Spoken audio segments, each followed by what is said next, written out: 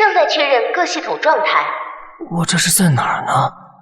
眼前黑漆漆的，身体也动不了啊。动力组正常，传感器组部分故障，能源线路部分故障，数据链接位发生未知原因中断。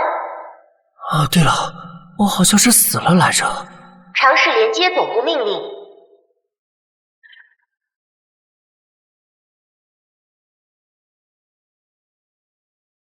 喂，你看那个人看那种书，是不是很奇怪啊？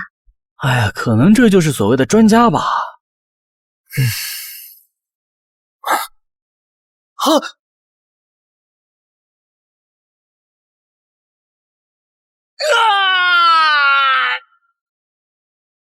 没错，我应该是遇到了空难。那我现在这是在哪儿？这个固定视角，而且这个高度……未等到总机指令，转入自主运行状态。不会吧？难道我穿越成了卫星？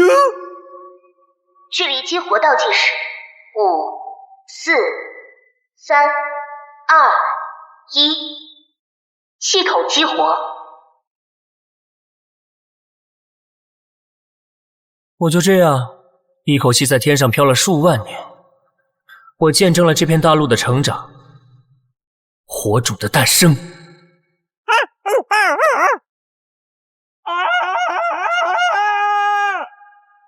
部落的建立，乃至早期的城邦，后来有了魔法，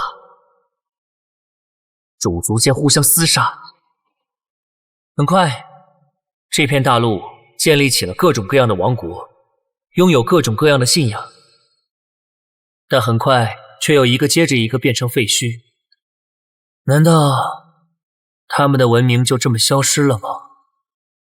不。我看到一种新的人形生物从废墟的各个角落繁衍起来。看呀，一条巨龙飞过去了。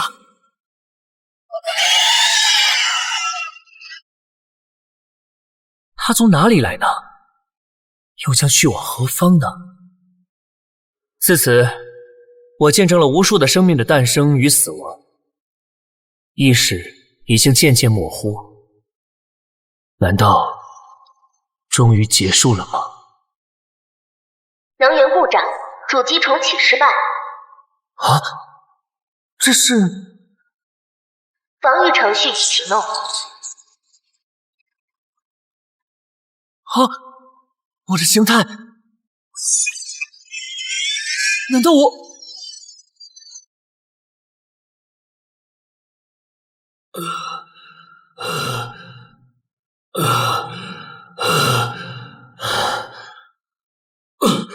这里是好冰冷的石壁。先别杀我呀！比起这个，你们老祖宗的棺材板快压不住了。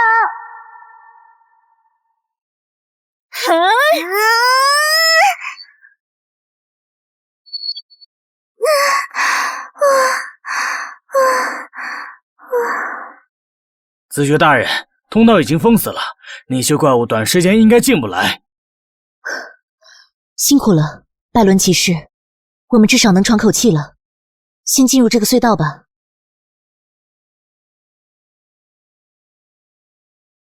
和迪姑妈，这里便是塞西尔家族的祖先沉睡之地，千万不要做出失礼之事。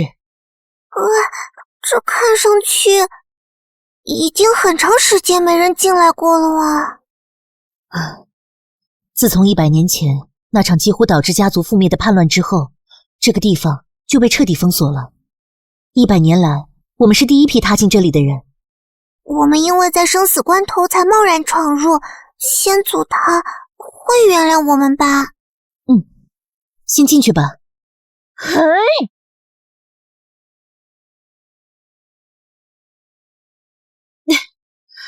这样，封印就算解开了。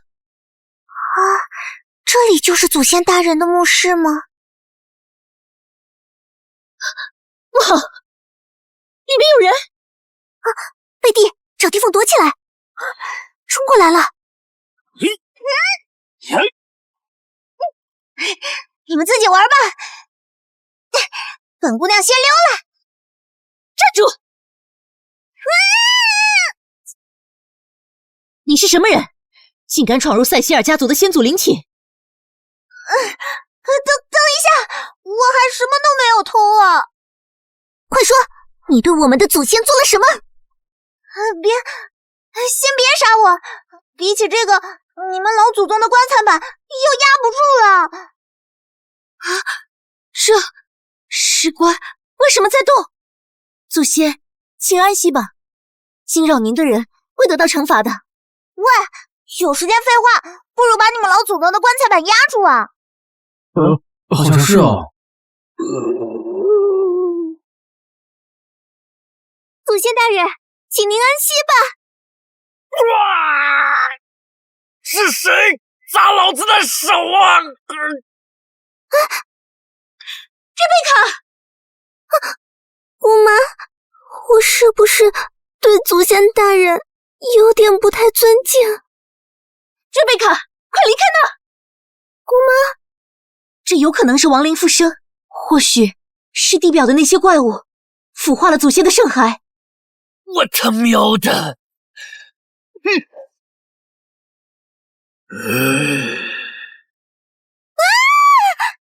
你看，我就说他诈尸了吧。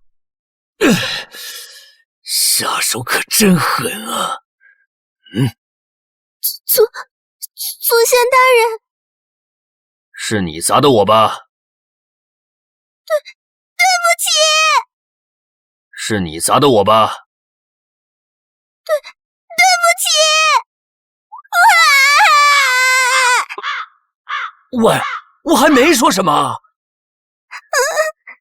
姑姑，请问您可知道自己是谁？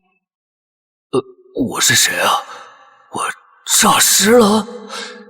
听起来我好像占了人家老祖宗的身子。我是不是得救了？我到底是谁啊？这是原主的记忆。哦，我想起来了，我是高文塞希尔，安苏王国的开拓者。看来是先祖无误了。现在是什么时代？现在是安苏历735年，祖先大人，您睡了700多年了。尊敬的先祖，我叫赫蒂塞希尔，他是瑞贝卡塞希尔，请原谅我们打扰了您的安眠。罢了，我也不知道自己怎么醒的。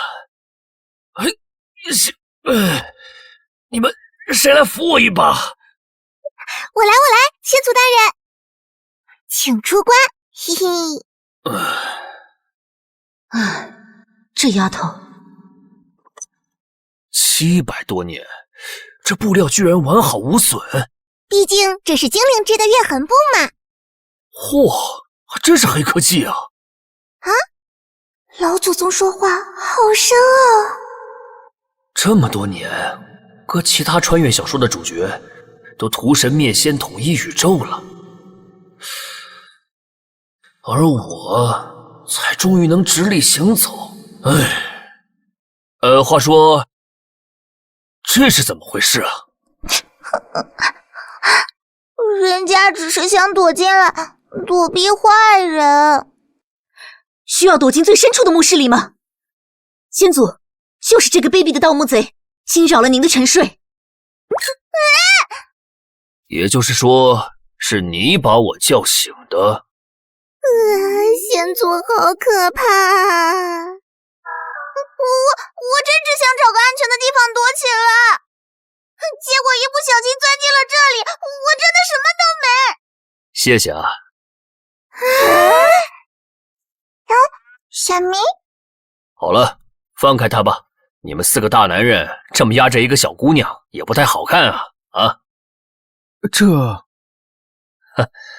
毕竟不符合骑士精神嘛，对吧？但是先祖，他可是……无碍，放了吧。我倒还想感谢他把我从沉睡中唤醒了呢。真的不追究我啦？前辈你说话算话哦。当然，你叫什么名字？琥珀，我的名字叫琥珀。哦，琥珀，嘿嘿嘿。倒是有些森林精灵的风格。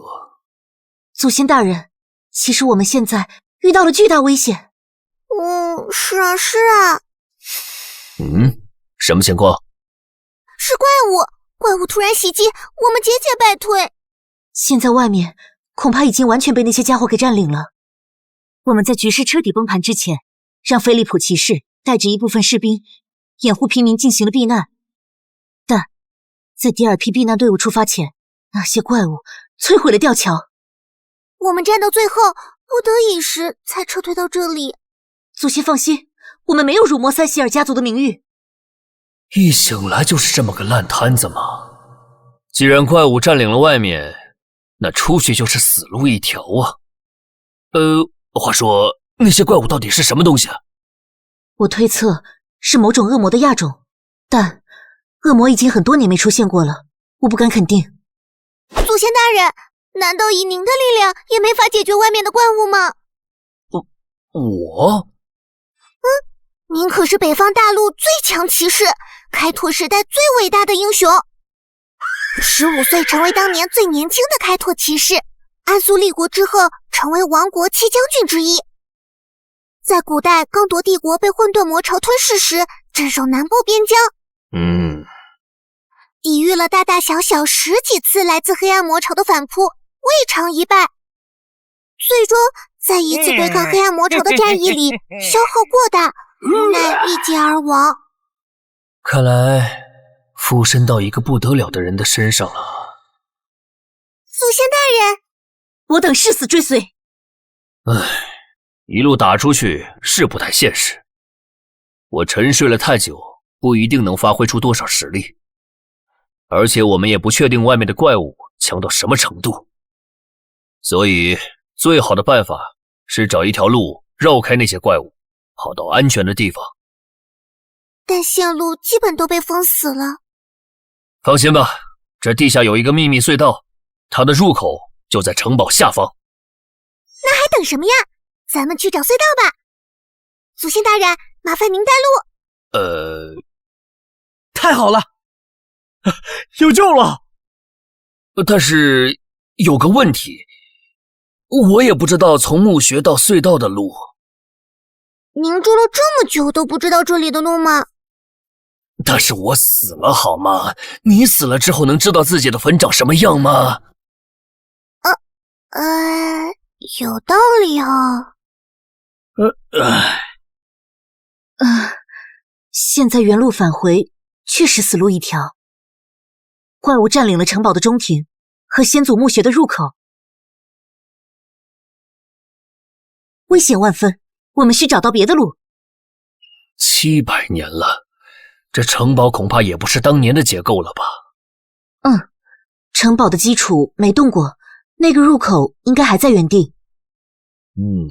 那就好办了。借我用一下。是。有2个通道可以进隧道，但需要从地面走，所以行不通。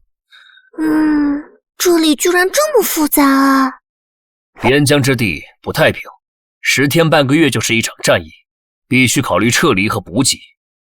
所以这里是按照要塞标准建造的，暗道和夹层必不可少。这些应该都是塞西尔家族代代相传的知识才对啊！你对此竟一无所知？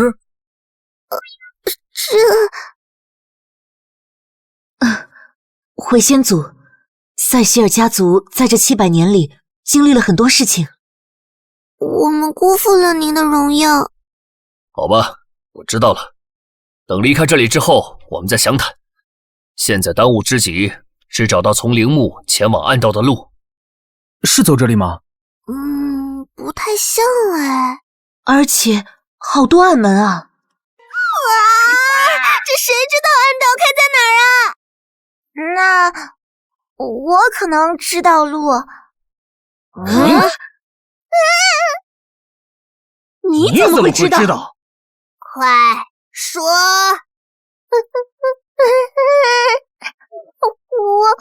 我就是从那边钻进来的。而且方向差不多，我猜那就是暗道了。很好，那你来带路吧。先祖，您是不是太随意了点？只要你们不再追究我挖过你们家祖坟的事就好。好你个小贼，还挺敢捅词儿啊！哼，还想不想出去了？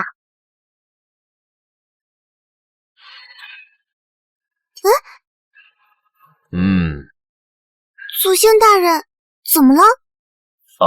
没什么，就是觉得我也该带把武器，还是他吧。祖先大人，好久不见了，老伙计。这就是那把传说中的安苏开拓者之剑。开拓者之剑？哼，一把比较锋利的剑而已。毕竟里面的魔力也已经一散一空，重新充能还不知道需要多久。我还有一面从不离身的盾牌，难道没跟我一块下葬吗？我那么大一面盾牌怎么没了？先祖，是我们辜负了您的眷顾。此盾100年前被取出，随后遗失在战场上了。败家玩意儿！万幸还没丧心病狂到开棺夺剑凑个套装啊！贝蒂，安全了，出来吧！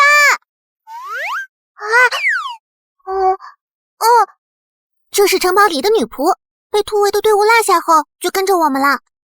贝蒂，这是……不好！呀，先祖大人！这里不安全了！琥珀，快打开密道！好嘞。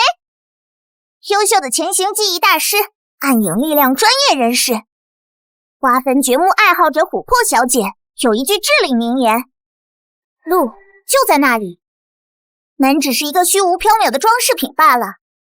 只要抛开心理上的问题，哪怕皇家宝库的大门，也只需要一根芹菜而已。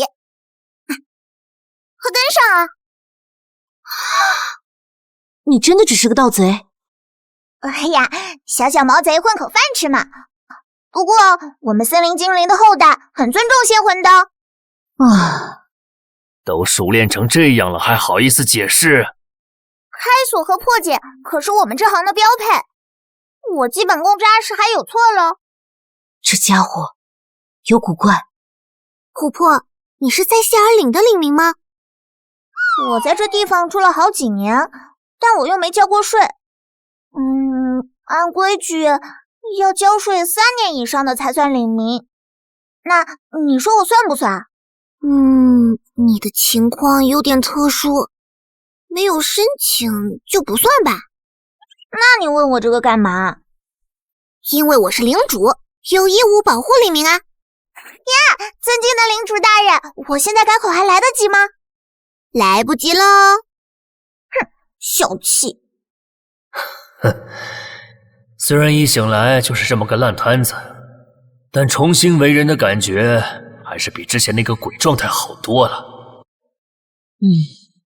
你想问什么就说吧。是先祖大人。其实我还是不太敢相信您是先祖大人。死去700多年的人突然复活，确实有点匪夷所思。总之就是想确认一下我的真假吧。请原谅我的疑虑，虽然听过一些复生的手段和传说，但是亲眼见证又是另一回事了。说实话，我也不知道怎么回事。或许是在开拓时代接受了元素祝福，从而改变了我的体质。原来是这样吗？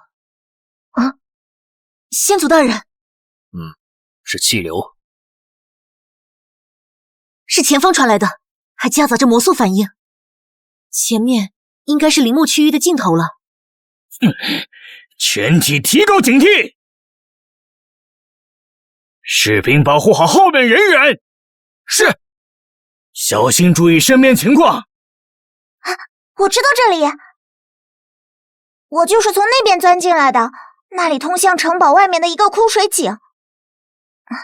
不过那边现在肯定已经被怪物占着了。何地，查明方位。是。引路的精灵们啊，请指引我找到方位吧。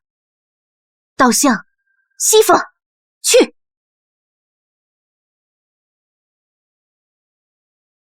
在那边吗？大家跟……不好！师祖，小心啊！真是的，能人把话说完啊！这些拆家的混蛋！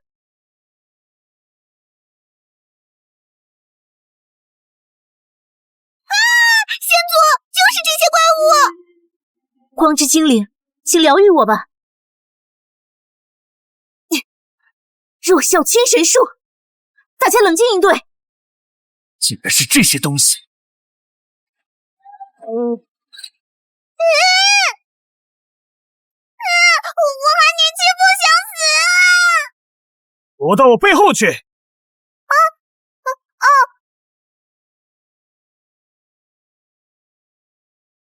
五步，你和战士们保护好施法者。伤害不足啊！我就是畸变体吗？700年前的元神能以一挡百，就不信解决不了你们！去死！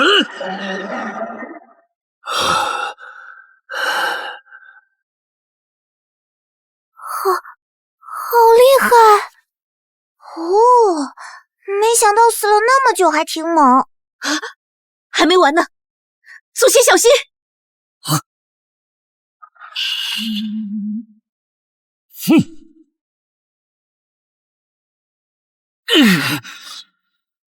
该死，刚苏醒，力量还没恢复。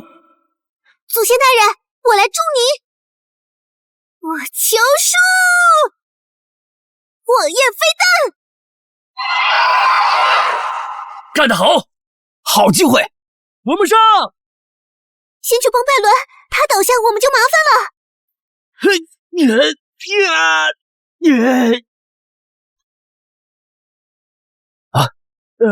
是。坚持住啊，拜伦大人！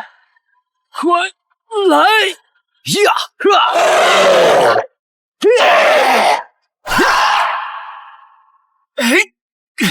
还行，身体的掌控能力逐渐提高了。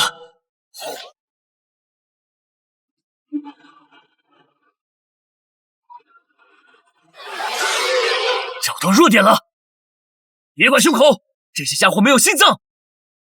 攻击他们的腹部、下肢、后腰，攻击弱点能大幅减弱畸变体的战斗力。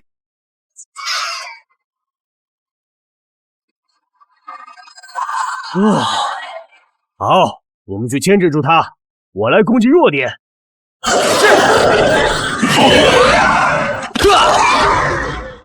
哼，干得漂亮！我来了。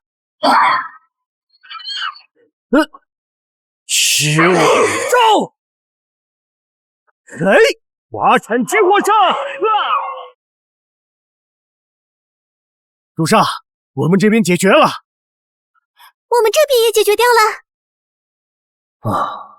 原来是这些东西袭击了塞西尔岭。死掉立马就融化了吗？哇，还有一只！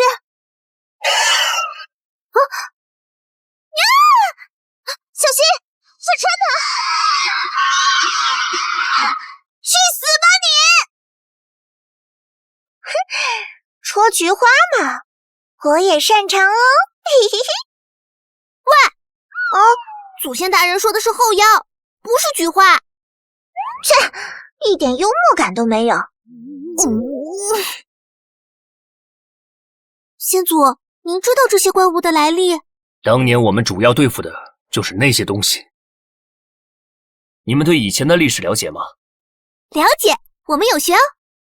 700年前的黑暗魔潮摧毁了刚铎帝国，后来幸存者们第二次开拓，而您就是当年最著名的开拓骑士。历史学的不错，没想到还能再碰到他们。啊，您是说？没错，他们诞生于魔朝中，见人便杀。后来与其说是开拓，倒不如说是逃亡。即便后来在大陆边缘建立新国度，他们依旧频繁来袭。安苏立国10年里，我天天都在跟他们打交道。咦，那安苏立国10年后呢？那些怪物就没再出现了吗？哼，傻孩子，那之后你祖宗我就挂了啊。也就是说，塞西尔岭的怪物和700年前是一样的。几百年来你们没见到过？确实没有，最近的记录已经是600年前了。据说，那些魔物持续骚扰了安苏很长时间，但自从在精灵的协助下建造了哨兵之塔之后，那些怪物就彻底成了个传说。哨兵之塔吗？精灵建造的东西确实靠谱啊。这种怪物再度出现，我们还是尽快上报国王，向王室求助吧。放心吧，以我族的地位和影响力，圣苏尼尔城应该会不遗余力帮我们重建领地。先祖大人，其实我之前就想告诉您了，只是什么？塞西尔家族的荣光已经不复当年，如今瑞贝卡也仅仅是个子爵。我不是获得了世袭公爵爵位吗？你们是刺王杀驾，还是举兵谋反了啊？先祖息怒，700年了，如今早已是第2王朝，而我们也是背负污名，被王室放逐之人了。100年前，安苏国王病故，局势混乱，最终在安苏635年展开了史称雾月动乱，塞西尔家族也被卷入其中，而这一切都是格鲁曼的阴谋。当时他没继承家族大权，便把主意打到了先祖您身上。我想起来了，就是他丫的拿了我的盾吧？是的，先祖大人。那他拿走我的盾干嘛了？他软禁了家族领导，随后取走了您的圣物，以塞西尔继承人的名义宣布支持托许亲王。没多久，托许亲王被刺身亡，格鲁曼又联合北方大公，将国王所谓的私生子推上了舞台，并在安苏636年的雾月结束了这场内战。在那之后，就是安苏第2王朝了。当然，整个事件现在被定为了敏感话题。这场私生子战争虽然只持续了1年，却让整个王朝经历了大洗牌。内战牵连的家族众多，而新主急需整肃秩序，老贵族的力量又不可或缺，因此就逃过一劫。除了那些跳得最狠的是吧？估计没有比格鲁曼、塞西尔更能折腾的了吧？最后我们虽然保住了血脉和最后一点根基，但是塞西尔这个称号已经名存实亡了。家门不幸啊！那败家玩意儿还把我盾给顺了。算了，即便体的事更重要，他们带来的灾难会引起圣苏尼尔城重视的。到了，是出口。真的走出来了！太好了！是啊，还正好赶上日出呢。有点不对劲儿啊！难道这不是太阳？这里的恒星光和热效率都相当低下，而这个星球离恒星非常近，所以才能看到这样巨大的太阳。那有没有可能是个发出光热辐射的洞，或是魔法之类的玩意儿？更或许，这颗星球是在围绕一颗气态巨行星，它根本就是后者的卫星。那天上升起的……仙族，仙族大人。仙族，您在想什么吗？我们是不是要先离开这里？不急，先去高处看看，确认下附近情况。700年了，现在的地形和我所认知的地形不同。祖先大人，您刚刚为什么一直在看太阳啊？700年不见天日，好不容易看见了，肯定多看2眼啊！你这个毒舌讨厌鬼！难道不是事实吗？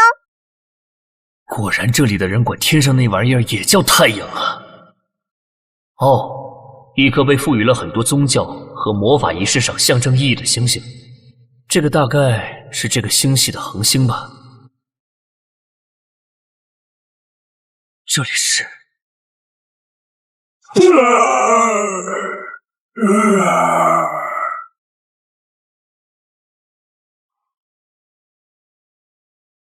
家族的领地被魔潮腐化后就是这个样子。当年刚铎帝国由内而外都是这副模样。阴影之神在上，咱们之前一直被这些玩意儿包围着。那还有救吗？可惜没救了。他们群体共鸣所引发的元素侵染是不可逆的，即使消灭了畸变体，这片土地上的污染也会持续很长时间。会持续多久呢？现在人类文明重返刚铎帝国的土地了吗？那里仍然是生命禁区，宏伟屏障另一侧无人敢涉足。那看来腐化至少也得持续700年。先祖大人，怎么了？您就不生气吗？这可是塞西尔家族的最后一块领地了。怕什么？塞西尔家族的每一寸土地与财富，都是我从零开始建设起来的。而且现在沉溺于这些事情，也于事无补。领地没有了就没有了，大不了重新找地方拓荒去。婆婆妈妈有什么用？哇！不愧是传奇级别的老祖宗。不过现今所有土地都被瓜分，无主之地基本上都是禁区，上哪开荒去啊？好了，这里没什么好看的了，咱们要先找到城镇，再想办法跟当初突围的人会合。我听说是一个叫菲利普的骑士带着人突围的，你们当初商量会合地点了吗？商定的是北部的坦桑镇。如果坦桑也被怪物袭击了，就沿着王国大道继续往北。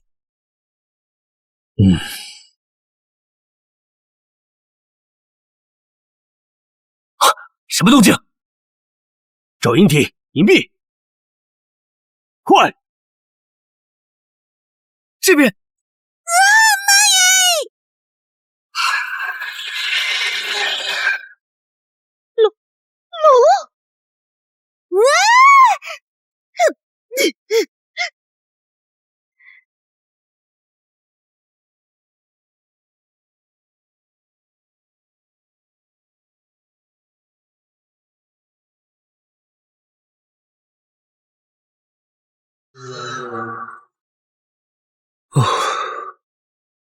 居然能碰到这种恐怖生物！他不会回头吧？有龙！先祖啊，我看见龙了！不用你说，我也看见了。它还会喷火！被魔潮肆虐一遍，又被龙炎焚烧一遍。唉，这片地方彻底要不得了。我的天呀！我还以为龙只会出现在传说里。大人，您曾与龙打过交道吗？没有，他们太神秘。哪怕是700年前半个洛伦大陆天翻地覆的时候，他们也没介入过俗世。这就是这个世界的龙吗？果然靠近看比较直观。喂！我居然见到龙了！那么大一头，妈妈绝对不会信我见到了一头龙。还有！行了行了，在这儿的都看见了。话说，你刚才跑哪儿去了？啊？我就躲在附近的石头缝里啊。暗影亲和至少是大师级，正面战斗能力就比鹅强点有限，你还挺自豪。罢了，此地不宜久留，我们快点离开吧。先祖，那头龙焚烧了我们的领地。想开点吧，它焚烧的是我们的废墟，严格来讲，塞西尔岭在那头龙来之前就已经没了。但是，咱们还有更重要的事，不是吗？找到城邦，拉响警报，将损伤降到最低。是。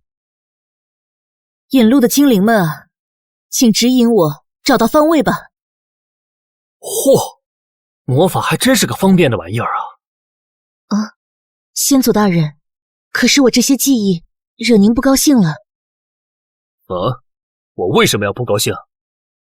家族以骑士为本而立，一切其余职业皆因被视为异端，遭受排挤。就是那个傻叉规定的？哎呀，鞋带开了。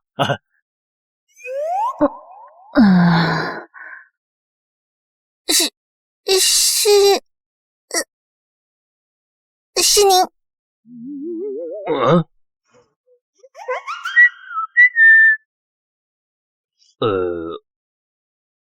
好像是有这事儿。骑士比法师牛逼。高文清说的对。等您喝高了，你们就当没这条规矩吧。那还真是谢谢您了。虽然打断你们不太合适，但是我是真饿了。确实该休整一下了。你们和拜伦留在这儿，其他人和我一起去打猎。是。你想去哪儿？你也要来帮忙？我不要！想吃东西就要付出劳动。你以为你是什么人？你凭什么要求我？凭你挖了我的坟。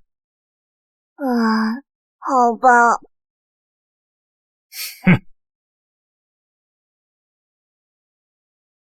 姑妈，我有个疑问一直憋在心里。什么事？您觉得，直说吧，没事儿。姑妈，您觉得先祖他真的复活了吗？你是怀疑先祖，还是怀疑先祖复活？主要是这件事着实有点难以置信。其实我也一样，但事实就摆在面前。还记得每一个魔法学徒都要学的第一课吗？不是什么理论知识和魔法公式，而是一句格言：真实或许与常识背道而驰，但真实永远都是真实。这句话用在魔法之外的领域也一样成立。不管先祖从长眠中复苏的原因是什么，但复活一事确实是个事实。我懂了，姑妈。我们回来啦！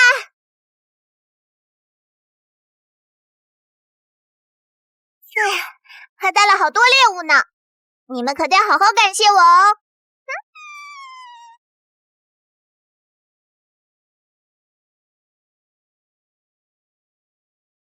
还说自己不会打猎，你这手艺简直跟泰莫林的灰精灵一样了。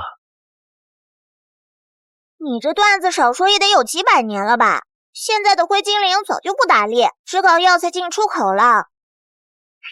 而且我从小就在人类社会生活，是一个老盗贼把我养大的。那你这手艺……虽然我不会打猎，但我会偷鸡呀。哈哈。我这手艺都是那时候学的。切，真是粗俗不堪。是，我当然比不过你们这些住在城堡里、堂而皇之从领民口袋里掏钱的贵族喽。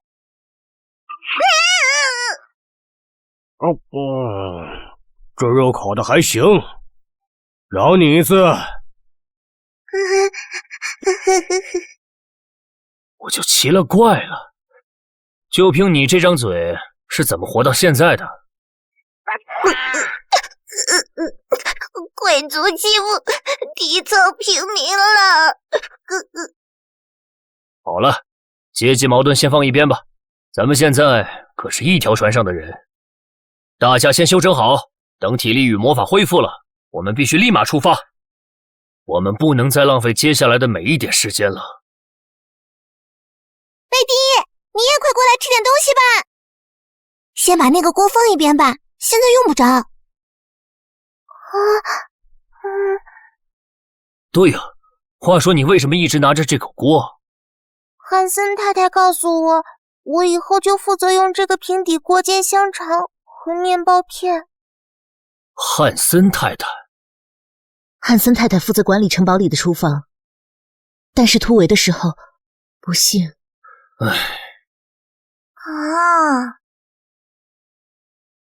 放心吧。这口锅子是你的，今后都是你的。现在你可以把它先放在一边，过来吃饭了。对呀，贝蒂，快过来吧。还挺会说嘛。嘿呀，快来吧，还给你留了块肉呢。谢谢大家。前面的路已经打开了，咱们走。哦，没想到你的体力居然不比士兵差。我小时候顽皮像个男孩子，所以家里想把我培养成骑士。虽然后来当不了骑士，但我还是很注意锻炼的。毕竟祖训有说，要保护黎民，首先需要一个强健的体魄。楼星辰下，漫长的漂泊中长，一家之空，万载故事盼曙光。一瞬觉醒，剑意冷然破苍穹，冥冥之间施展黑暗影重重。穿越时光的勇气，从关中崛起，傲视天下。后逝者的泪光，见证不灭的火花。开拓着智慧，燃烧在塞西尔的土地上。高举剑芒，引领希望，向继任终极宣战。700年风雨，艾斯王朝屹立不倒。高温与查理，魔朝中铸就传奇桥。而今归来，求问重温新未老。以智慧为人，以勇气为家，再起征程浩渺。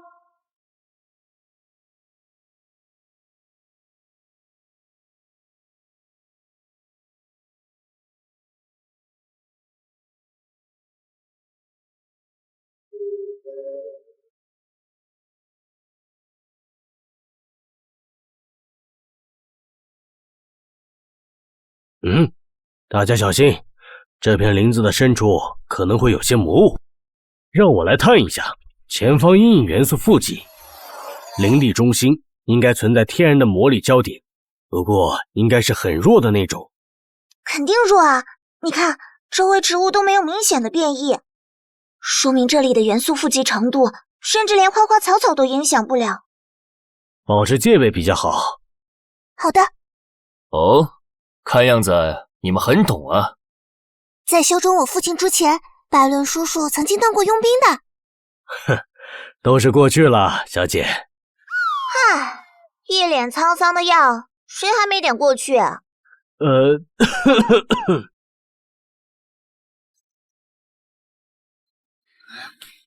啊，不对劲！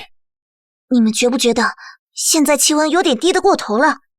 真理之光啊，请点亮我心中的迷茫，驱散世间的伪装吧。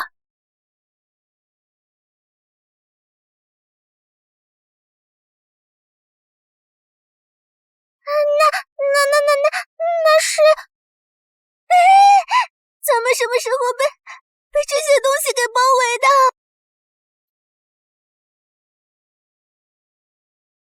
夜灵迷雾，该死！这里怎么会有这种东西？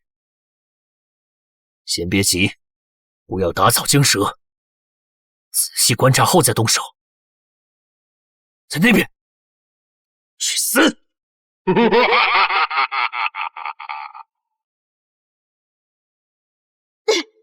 这些怨灵迷雾竟然有神智！奥数，火球，去！别用火球术，用大范围的法术，否则这些迷雾会把所有攻击都分散掉。可是我只会火球术。什么？瑞贝卡只会火球术，就这还学了5年。不就是要个大范围魔法吗？超奥义巨型奥数火焰弹！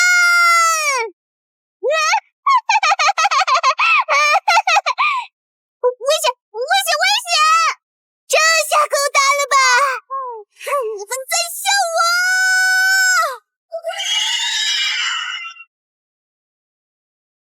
有效，吃现在！怎么了？什么情况？杀了我！杀了我！你没事吧？按住他！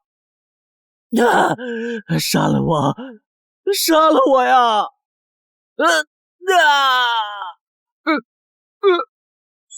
不好，他们失智了！心智威慑！啊？我们做了什么？不好，贝蒂上哪儿了？我刚才看到那个小姑娘跑进迷雾里去了，看着跟梦游一样。这片怨灵迷雾的情况怎么会这么奇怪？我不知道哪里奇怪，反正情况已经糟糕透了。怎么搞的？这怨灵迷雾一点都没有消散的迹象。攻击了半天，居然什么效果都没有。这里的魔力焦点不强，怎么会出现有灵智的怨灵迷雾来？难道有人工能量源在维持它？嘿，不一定。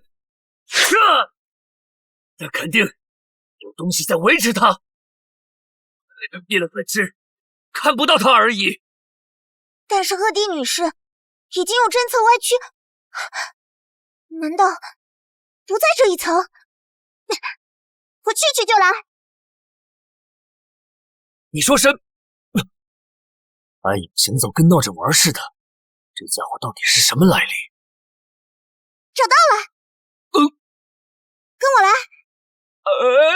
干什么？这些是……不好，危险！等下，别靠近。外力不但帮不了他们，反而一不小心可能会让情况更糟。而且我也是第一次来这么深的地方，再带上个你，天知道能维持多久。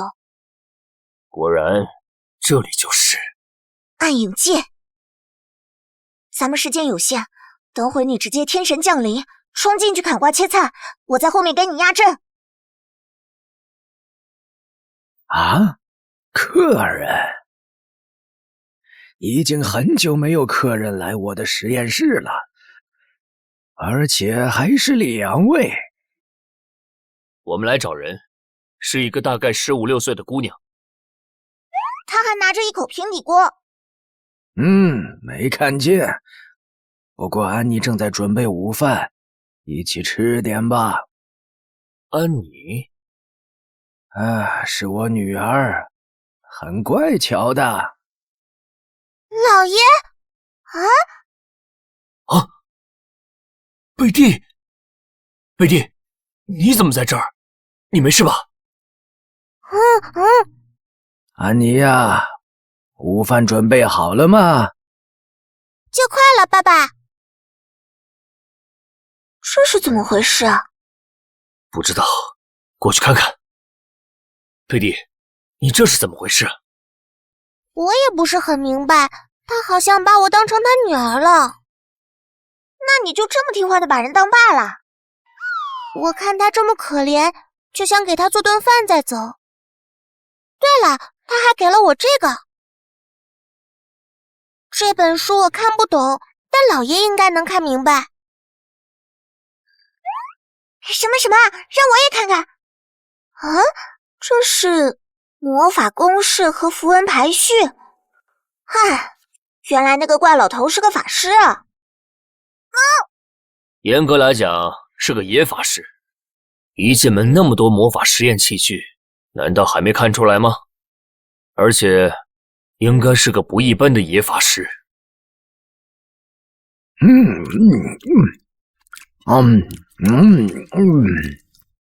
好胃口啊。那么你在这里多久了？离开秘法会的第2年，我就定居在这里了。你曾经是秘法会的成员，我还以为你一直是个野法师。我擅长计算和推理，但缺乏将其转化为法术模型的能力。换句话说，我的施法水平永远都在初阶。我这样一个蹩脚的施法者，在秘法会是不受欢迎的。尽管我是秘法会的2级会员。所以他们把你赶走了？不，我是自愿离开的，是因为我的女儿，为了治好她，我不得不离开。够了，你知道我们是来干什么的，我们没时间浪费。老爷？客人，我不是很懂你的意思。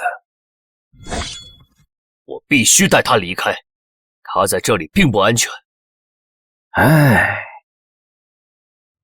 孩子呀。爸爸，对不起，我得走了。老爷来接我了，而且大家还在等我。我明白了，那你要记得按时吃饭，要按时睡觉，要记得爸爸的叮嘱，不要忘了。要记得爸爸，不要忘了爸爸。留下来。我留下来陪爸爸。放开他！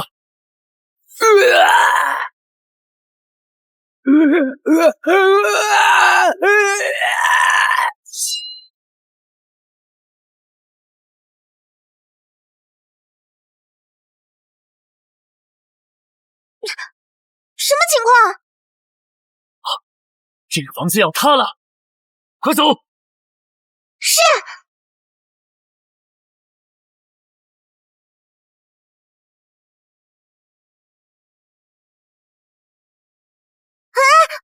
你看那个，这法阵是书里记载的那个，这大概就是那个野法师这辈子的最高成就了。大概也正是这个阵法出了问题，才导致他沦落到这个局面。这是漩涡，危险！我该走了。这里的怨灵怎么突然消散了？累死了。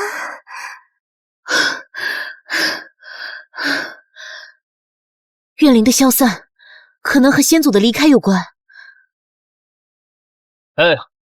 没事吧？先祖！先祖大人，我们赢了！您平安无事，真是太好了。还有我们呢。啊，这个盗贼原来没有逃跑吗？我可是在暗影界里面九死一生才把你们救下来的，好不好？你这个胸大无脑的老女人！住口！无礼的家伙，你竟敢冒犯贵族！哼，拿来打一架呀！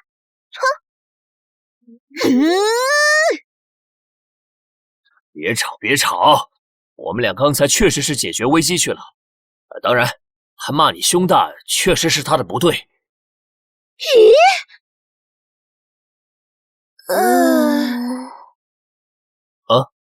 我说错什么了吗？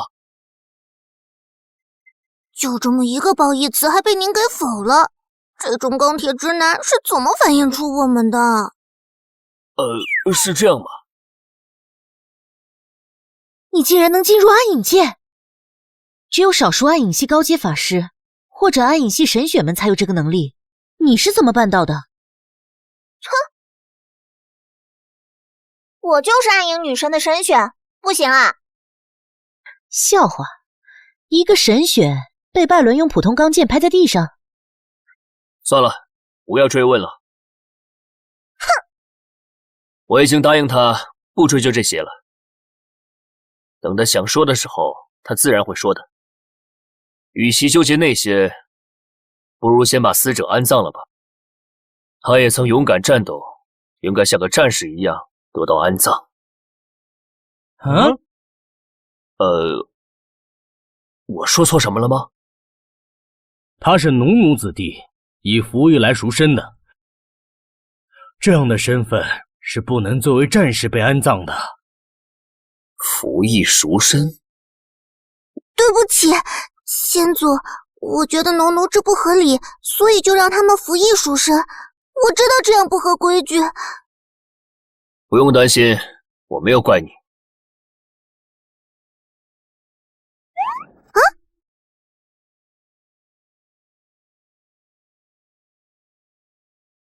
你是位合格的战士，请安息吧。哇，这金币至少值半个庄园哎！现在有人赎却他灵魂的债务了，安葬他。可是按照规矩，我就是规矩。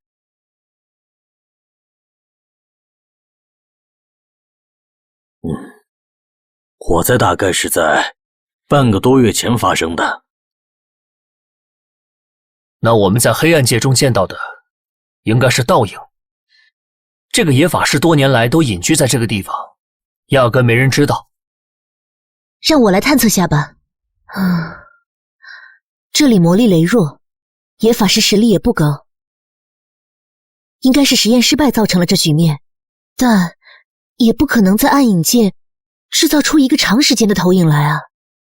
而且还生成了那么强大的怨灵迷雾，这一切所需要的魔力，都不是区区一个野法师能提供的。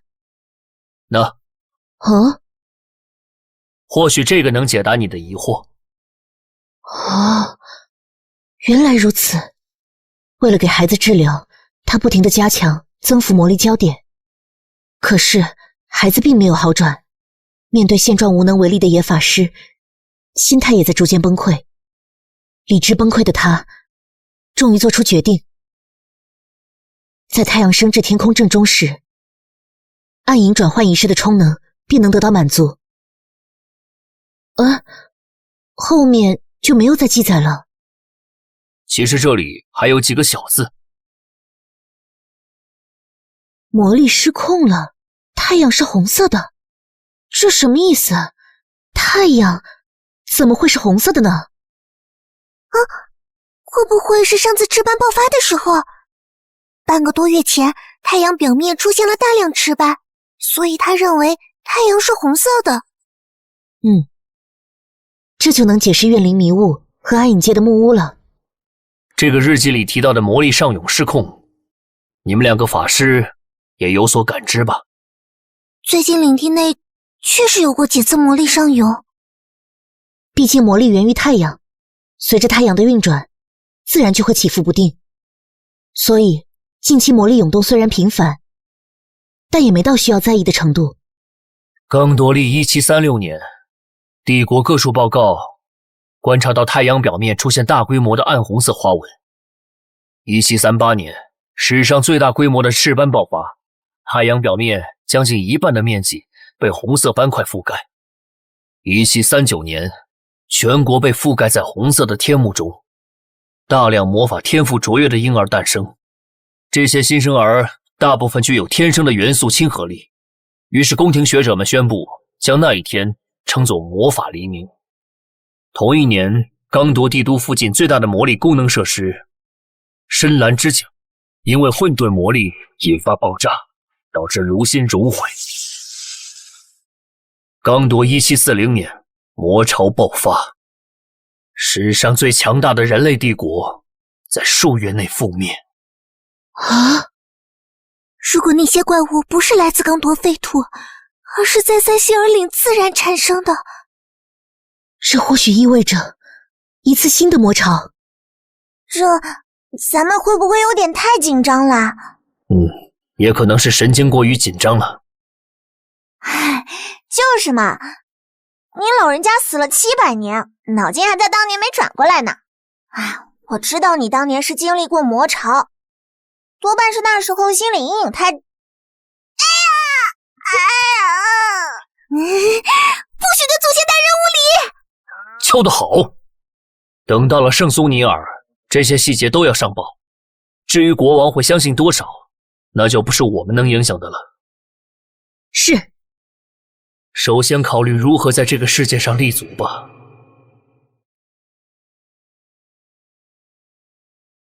有钱就是好使啊，这种地方都能找到马车。我们这是要去哪里？是距离塞西尔岭最近的镇子，是坦桑镇。坦桑镇？坦桑镇是伴随着塞西尔家族的搬迁而诞生的大型半生城镇，地处平原，紧邻河流，有将近1万人生活在这片三角形的平坦土地上。还有一座矿山是整个镇子的经济来源。啊，到了，就是那里。这里的道路是有什么规矩吗？走在道路两旁的是农奴工，因为在修道的时候捐不出钱来，所以不允许走在大道上。走在路中间的是体面的市民、商人以及佣兵，因为交得起税，所以走在路中间。先祖大人，有什么问题吗？不，没有问题。虽然对这些事感到抵触，但现在的局面不是我能轻易改变的。那么接下来怎么做？我们先去找领主安德鲁子爵，联络到菲利普骑士后，看情况是先原地安置领民，还是直接前往王都。毕竟领地发生的事情，必须由瑞贝卡亲自去面见国王，说明情况。那就这么办吧。呀呵，我打探消息回来了。你什么时候离开的？就在你们刚进坦桑镇的时候啊。嘿嘿。总觉得有问题。什么眼神？是你们老祖宗让我去的。那你收集到什么情报了？突破的军队已经进入了坦桑镇，不过状态都不太好，很多人都是被抬着进来的。不过那里现在处于封锁状态，所以我就直接回来给你报告了。怂就直说，别找借口。不过保存战斗力也没错，去找安德鲁子爵吧。祖先大人，等会儿我们怎么介绍您啊？就按刚才商量好的，直接说。在这里，我们高调就可以了。先祖大人。这就是您所谓的高调吗？琥珀！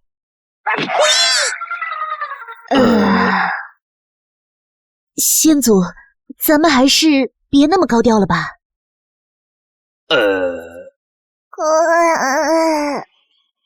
不过他是我复活的重要见证人，而且这样的家伙还是放在咱们眼皮子底下更安全吧。不好意思，久等了。哦，美丽的小姐们，我真为我的迟到感到抱歉。发生在塞西尔领地的噩耗已经传遍我的领地，使我感到痛心疾首。这跟这年头的贵族谈话都得用这种咏叹调吗？祖先大人，您当年的贵族不是这样吗？当然不是了。首先，感谢您的关心和善良。不过，我需要纠正一下您的称呼。瑞贝卡早已经继承家族的爵位，你应该称她瑞贝卡子爵或塞西尔子爵。安德鲁子爵，很感谢您的招待。应该的，塞西尔子爵。很高兴您安然无恙，塞西尔家族的传承看来不至于断绝了。我领地的队伍撤离到了贵地，不知道他们情况怎么样了。请放心，队伍已被妥善安置，伤者也在教堂休息。有劳您费心了。塞西尔家族会感谢你的帮助的，不过眼下更重要的还是这场灾难本身。恕我冒昧，刚才我便在好奇了，阁下是？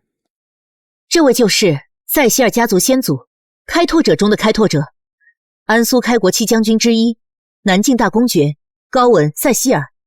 你应当从小便听着这个名号长大，他就是黎明之初晖。最后那个名号是什么鬼？是您死后开国先君为您立的谥号。那个老中二就不能想个好听点的名字？请容我思考一下。虽然我同情你们的遭遇，但您编出这么一个异想天开的故事来，是不是有点过头了？事实上，连我们自己都不敢相信这一切是真的。然而，我们亲眼见到他从关中做起，手握开拓者之剑，而且我们也已经验证了他是真正复活，而非亡灵速生之类的把戏。如果您有什么要求，就请直接说吧。这也太……先祖，可以麻烦您一下吗？当然，这就是开拓者之剑，只有我的血脉可以与之共鸣。如果还不信，你大可以找精灵工匠来鉴定这把剑的精灵符印。你还可以把开国诸王公的画像拿出来跟我比对一下。虽然我沉睡了700年，所幸容貌没怎么变化。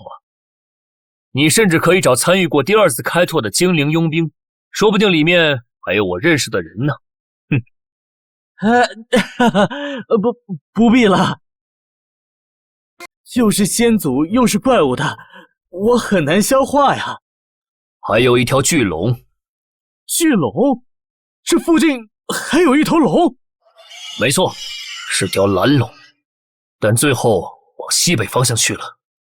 传奇复活，畸变体，还有龙，这个世界究竟是怎么了？所以情况非常严重，我们要尽快把这些事传递给圣苏尼尔城。我已经派了一个信使去报告塞西尔领地遇袭的消息，应该都走到一半了。这还不够，我们需要面见陛下。安德鲁子爵，我们还需要更多的帮助。你们都需要什么？快马、补给、护卫？都需要，还有我的子民也需要一块新的领地来安置。事实上，我正要谈到这个问题。虽然我慷慨善良，但也只不过是个子爵而已，能拿出多少东西来喂养难民呢？菲利普在突围的时候带着一批金银，这些应该足够。哦，你说那批金银啊？为了治疗你的人，我可是用了最好的药材，请了最好的牧师，这笔钱只能说勉强够用啊。所以，想要我继续为你们提供帮助的话，你们塞西尔家族是否有能力来偿还这笔债务呢？瑞贝卡子爵，我塞西尔家族不会亏欠任何人，只要我这个继承人还在，秘银宝库中就始终有一笔属于塞西尔家族的贷款。大不了……瑞贝卡，别急躁。先祖大人，安德鲁子爵，眼光要放长远一些。抱歉，我确实有那么一点点贪婪。追求利益是人之常情，不过我们先搞清楚现状。紫绝岭被毁，有头龙在王国境内，还有魔潮时期的怪物现世。现在谈生意是不是不太合适呢？不过放心，塞西尔家族不仅能偿还任何债务，还能为你带来无限的利益。好，请继续。我本人将是你最大的投资。就算您真的是那位公爵阁下，那您也离开人世700年了，您的爵位或是财产都已不再属于您，而我还得为我的领地与子民考虑。思路放开一点，子爵先生，难道只有真金白银才有投资价值吗？您的意思是？我有永久开拓权，只要我手持开拓者之剑，就能在任意无主之地进行拓荒。开拓权由安苏王国先君签署，受4国诸邦共同承认，且有效期为无限。啊？还有这种事？当年那些老家伙们肯定没有想到，有朝一日我竟然会揭竿而起吧。祖先大人，您这是真的？他是不知道，还是说这条法令已经废止了？回先祖，瑞贝卡的历史成绩一直很差，所以他并不知道这条法令。这项法令代表着人类重塑文明的信念，从没被废止，也没人敢废止它。非但没废止，大家还对他大书特书。所以我突然诈尸，让这条700年前的法律终于又有用武之地了。这确实是我从未想到的思路。如此一来，您确实有重新振兴塞西尔家族的可能。但恕我直言，您知道王国边境还有多少可开拓的无主之地吗？这个请放心，我的人已经跟我讲过了。所以您打算在什么地方重振您的家族？那就不劳你费心了，而你只需要考虑，保持着永久开拓权的开国大功能有多大投资价值就好。好，那我这个小小的子爵很乐意为您提供力所能及的帮助。切，不留破绽，不逾规矩，还能显示出一定的恭谨，标准的圆滑贵族发言。其实当今国王很可能不会承认我的身份，也不会承认我的永久开拓权。什么意思？为什么会这样？凭什么？您可是开国大公，是供奉在庙堂上的人物啊！因为你祖先活了，人们就会少3天假。别听他胡说，那是我给他开的玩笑。真正的原因，赫蒂与安德鲁先生都已经想明白了吧？深入人心的英雄形象可供王国运作，巩固其统治，可一旦不能掌控了，所以我们要考虑的问题其实就明确下来了，那就是让我的永久开拓权生效。定位成功。先祖，您认为安德鲁子爵能靠得住吗？我压根没考虑过这个。啊，那您还跟他谈了那么多？必须跟他谈。别忘了，咱们还有求于他。至于他可不可靠，难道我们还有别的选择吗？有我在，你们放心吧。可是，先祖，您怎么觉得他一定会帮忙呢？管得要死。因为他不想赔钱啊，居然接纳了难民。自然是要从你们塞西尔家族里收取回报的，不然他完全可以紧闭城门，让那些难民自生自灭，金币可比法律有用的多。你一个盗贼，怎么懂这么多？这很高深吗？子爵大人，你还得多多学习啊！你，哼，有本事你搓个寒冰剑呢！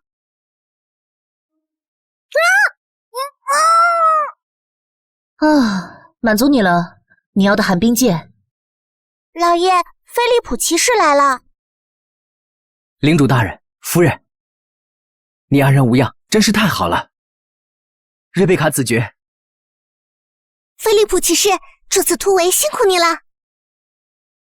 这位就是菲利普骑士，真是年轻有为啊！啊，这位难道就是？啊，你都知道了，这便是塞西尔家族的先祖安苏开国大公。离，够了够了，那么重耳的名字就不用说了。高文公爵，没想到这竟然是真的，您是骑士的楷模，我从小就……行了，恭维之话不必多说，你先告诉我有多少人活了下来。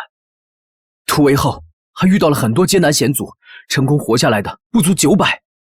具体是多少？都是些什么人？873人，其中有16名士兵，30名民兵，其余皆是平民。竟如此惨烈，真是辛苦你了。塞西尔先祖复活，巨龙，一定要马上告知国王陛下，把这封信亲手交给国王陛下，要赶在塞西尔家族之前。另外，把属于塞西尔家族的金银原样送回去。是，我这就去办。这位公爵大人似乎有点本事，还是不要得罪的好。可别让我失望啊，公爵大人。挂在天上的到底是什么？或者他们的制造者会有什么样的目的？我说大半夜的，你对着天空发什么呆啊？那你大半夜的不睡觉，摸到我阳台干什么呢？夜晚是我的天下，我想去哪儿就去哪儿。怎么？难道你一个堂堂大英雄，还怕鬼不成？嘿，你这白天看太阳，晚上看星星的，是在想什么呢？琥珀，你觉得天上有什么？天上不就是太阳星星了？难道真有众神的宫殿？我对他们可没什么兴趣。我信仰的暗夜女神，身处无星之夜的最深处，每天只要闭上眼睛祈祷一下，就算是敬神啦。你有没有听说过，人死后灵魂会回到天上，而每一颗星辰其实都是一颗仙人的灵魂？难道你当你死了之后就原地升天啦？去，无聊瞎说的，人死了就什么都不知道了。去，无聊的老年人。你再说一遍试试。大英雄饶命啊！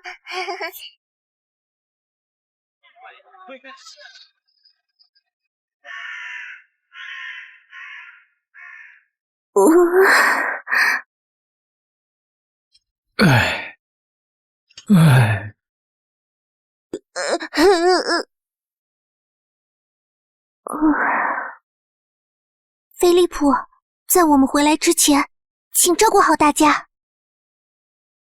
以我的誓言向您保证，我会为您守护好塞西尔家的每一个子民和财产。放心，安德鲁子爵会提供必要的帮助。你把腿脚灵便、脑瓜好使的都派出去，不用另惜钱财。是，大人放心，定不辱命。现在一定要控住舆论，避免国王误信谗言。又在说一些莫名其妙的高大上的话了。大人，可以出发了。到了王都，见到国王要恭敬，听不懂的话要找先祖商量。你说的每一句话都会被人揣测很多遍，千万要听先祖的话，有事他懂得怎么应付。不过人家不是小孩子了，怪难为情的。好了，咱们该走了。睡觉前要记得刷牙。知道啦。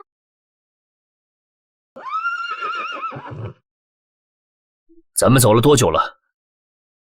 魏主上，离开领地大约刚有30-40公里吧。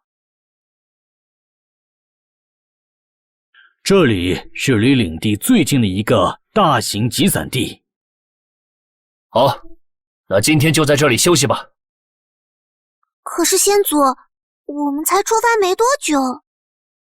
我们的速度不能太快，而且我还有一些事情需要做。找点人去散播我复活的消息，散播的越多越广越好。是。先祖，您这是要……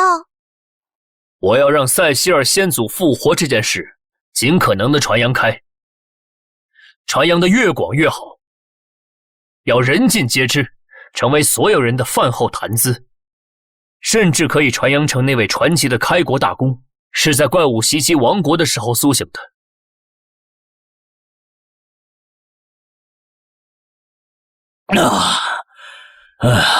听说了吗？塞西尔大公复活了。听说当时他2、3下就斩杀了好几个骑士都打不过的怪物。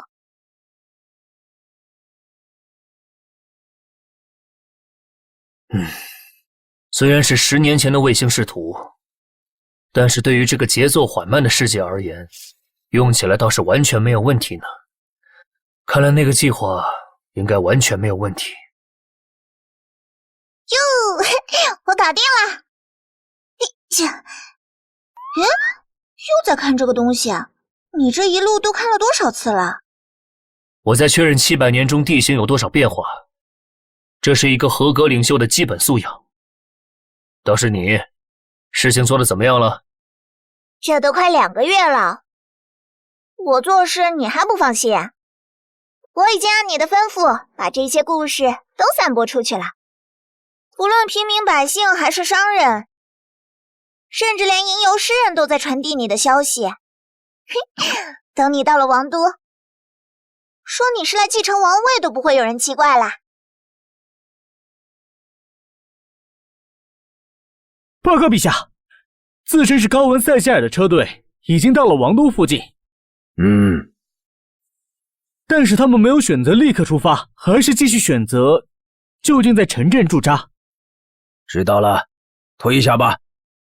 陛下，这是恐怕另有原因呢。我当然知道，他这是在拖延时间，用招摇过市来争取更大的谈判筹码。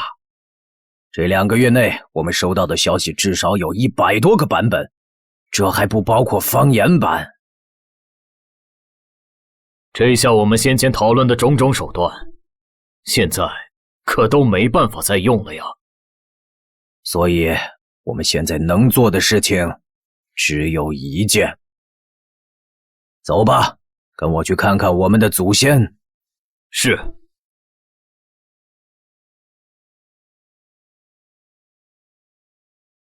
进城的不是那个17岁的塞西尔子爵，而是南境大公。按公爵的标准接待他，在礼数方面不容有失，然后将会面安排在明日正午。是。父王，您认为那位复活的大公是真是假？这个并不重要。虽然我们得到了许多的佐证，但那位大公是不是真的，还要看接下来的发展。在当下，我只能说他确实不是一场闹剧。那位复活的古人还真是给了我们一个天大的惊喜啊！那父皇认为他来意如何呢？在见面之前，所有来意都只能猜测。你可以找机会接触一下，看看他的态度，但一定要拿捏好度，不要激怒了他。遵命，父皇。安雅，监视塞西尔一行，有任何情况都要回报。遵命。注意别靠太近，如果那真是700年前的传奇，贸然靠近一定会被发现。是。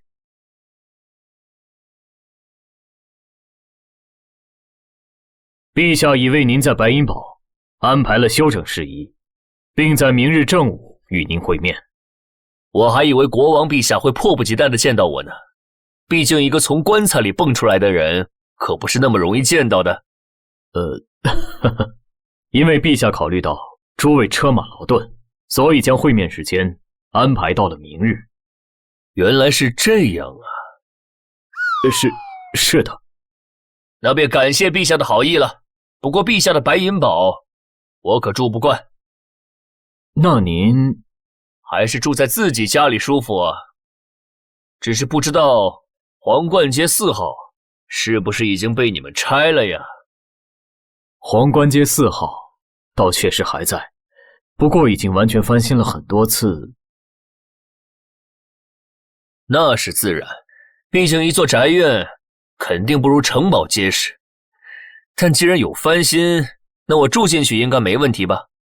当然，可是我知道宅子已经被收归王室了，但近100年也确实没人住进去过吧？是的，毕竟没人有资格能继承先君留在那里的东西，所以宅子仍然空置着。既然无人继承，那我回自己家住一晚，没问题吧？当然可以。那我这边带路。不用了，自己家的路我还是记着的。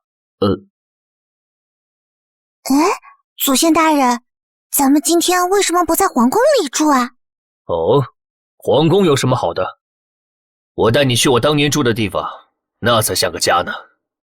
你回去和国王说，我明天中午会准时来白银堡拜访他。走。不愧是传奇，压制力太强了。派个会变鸟的德鲁伊去皇冠街4号速做准备。欢迎阁下回家，鄙人詹姆斯·布雷恩有幸作为您的管家为您服务。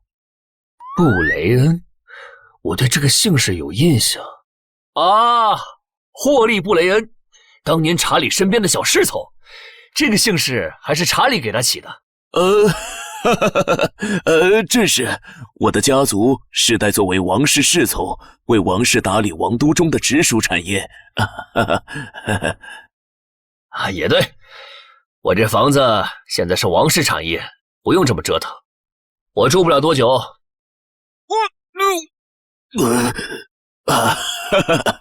不折腾，不折腾，将宅院准备妥当是我们的责任。那有劳先把门口卖票的和里面当导游的请出去吧。好。就这，比我想的差远了。这可是700年前盖起来的，那时候的白银堡也就比这大一圈儿。我倒觉得这里挺好的。我住的城堡除了地基很大，各方面好像还不如这里。那是，毕竟你们都快把家底败光了。小周，你站住，别动！不动你当我傻呀？你俩差不多得了，再闹就给你们扔出去。给你老祖宗一个面子啊！哦，还真是都保留下来了。先祖，这是什么神器吗？就是一把矮人战斧罢了，只不过是当年和查理比试剑术的时候从他那赢过来的。查理？难道是开国先君查理？查理·摩恩，今天被叫做查理一世的家伙还能是谁？我提到的查理只有他。你来这儿不会是想把这里的东西打包带走吧？毕竟后代都快把家底败光了，像今天这样的机会可不多哟。你这是什么神奇的脑回路啊？哎呦，别不好意思嘛，多正常的思路啊！这种顺手的事儿，我帮你就好了，绝对不会被人发现。哼，给我3次出门买菜的功夫，我就能把这儿搬空喽。拉倒吧，我真想带走，也没人敢在这种问题上斤斤计较。哼，就是，真没劲儿，我这不也是好心帮你吗？好人难做哦。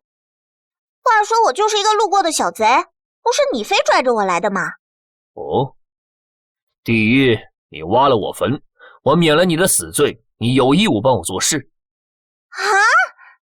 第二，我还真是看中了你作为前行者的天赋。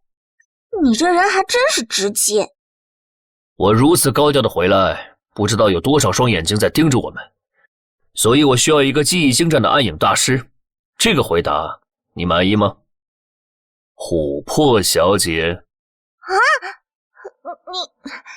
你都说到这份上了，帮就帮喽。不过你再多夸我几句呗，你能多夸2句，我就不跟你收钱了。无他熊脸。收到。喂！大人，有客人拜访，是埃德蒙王子。让他稍等一会儿吧。寻你很久啦！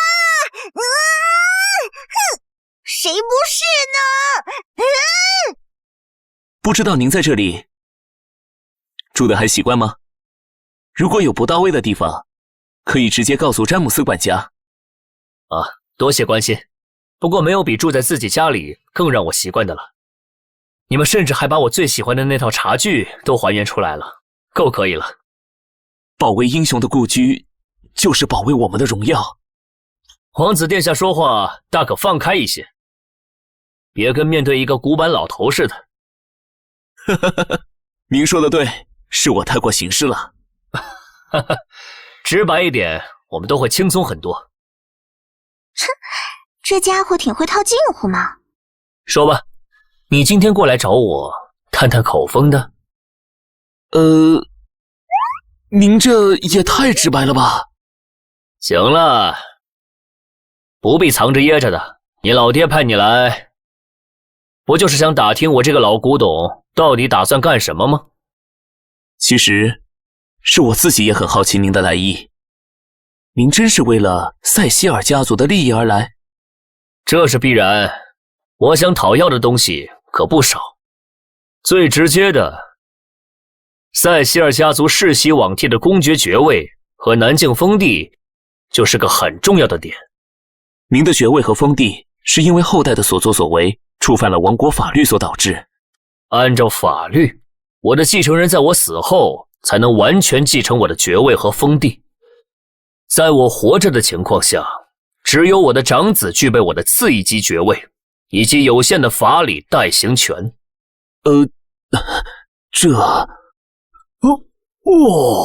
厉害，厉害！竟然比我还不要脸。可您确实已经死过一次了呀。所以先把那些逻辑与规律放一边吧。在我揭棺而起的时候，他们就已经失效了。如果我想跟你抠字眼来讨论塞西尔家族的继承利益，那可有太多的猫腻可以拉扯了。这倒确实。喂，你可是传奇啊，这么不要脸，真的没问题吗？好吧，我明白了。您刚才还说700年前有人说话耿直，现在看来您比我的辩论导师还难缠啊。我经历过野蛮，也见识过鼎盛。野蛮时茹毛饮血，优雅时能给一个红酒起36种名字，每个名字还能配上14行诗。不愧是传奇开拓者。那我们再详谈一下关于明日和我父王会面的事。好。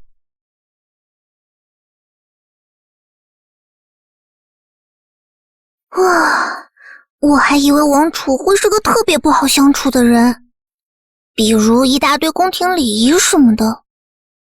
那是因为他们好好做了一番功课才来的。咦，什么意思？他刚才的表现几乎完全符合我的交流习惯。你没发现吗？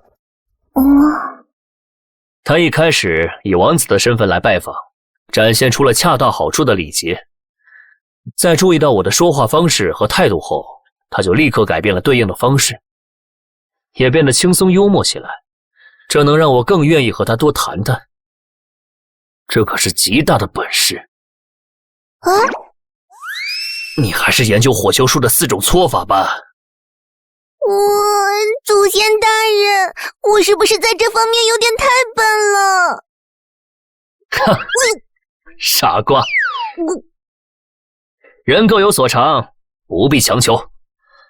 再说，勾心斗角、尔虞我诈，我也不太喜欢。将生死置之度外，埋头硬刚才更适合我。那不成莽夫了吗？我确实是啊。哈哈哈哈哈哈！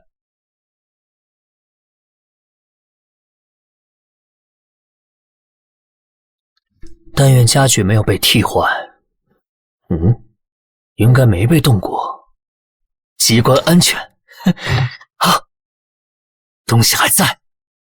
好，这下钥匙到手了。谁在那边？这般敏锐与反应力，看来确实是您本人没……小贼，终于抓到你了！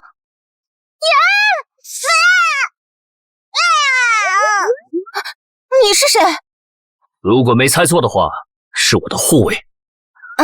抱歉，不过你确定要和我动手吗？我们一旦交手，恐怕半座城的人都会被惊动哦。这样更好。好了，我投降。我可没有和传奇级交手的兴趣。你究竟是什么人？密银宝库向您问好，请容我自我介绍。我是您的贵宾专员梅丽塔·伯尼亚，您在圣银宝库中的储蓄皆由我负责。那么代理人小姐，深夜从窗户拜访是有什么事吗？毕竟您当年留在我们这里的东西是绝密级的，所以存取过程都必须保密进行。我当年存了什么？您不会因为沉睡太久忘记了吧？开玩笑，我根本没有这段记忆啊！可能还真是。那我能拿回我的东西吗？当然，请稍等。您当年为这项服务可付出了不菲的价格，而我们密银宝库有充足的经验来面对一切意外。请将您的手放在这枚符文上，便能验证您的身份。哦，这么简单吗？提高客户的便利度是我们的宗旨，毕竟这可以帮助客户更好地付清账单。当然，您的账单已经在700年前付清了。这是……怎么这水晶看起来有点眼熟？你现在来找我，也是当年交易约定的一部分？这倒不是，我只是来验证您复活一事。不过王都的生活费可真不便宜啊。但由于您是贵宾客户，这方面的费用就不跟您要了。我还得谢谢你了。被你打伤的小护卫，养伤恐怕花销不少，礼尚往来。这笔费用我也就不找你要了。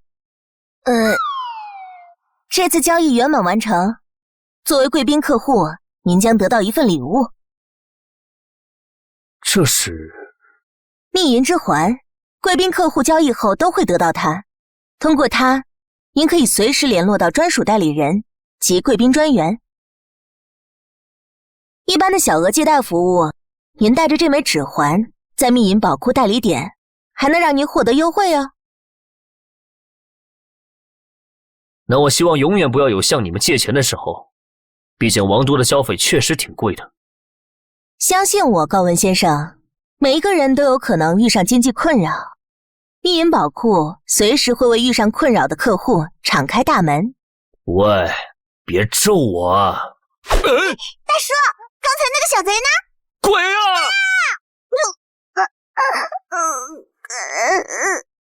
怎么是你啊？不带你这样的。谁知道你会突然从窗外窜进来，就不会好好走门吗？我是盗贼啊！不走正门是我的职业素养，我被打飞了2次，这都得算工伤。现在没钱，回头有钱了再补给你。切，别想忽悠我，我记性好着呢。你去把瑞贝卡叫上来，我有事找她。那个憨憨小领主，难不成你们塞西尔家族千秋万代的基业，其实就在这些水晶上？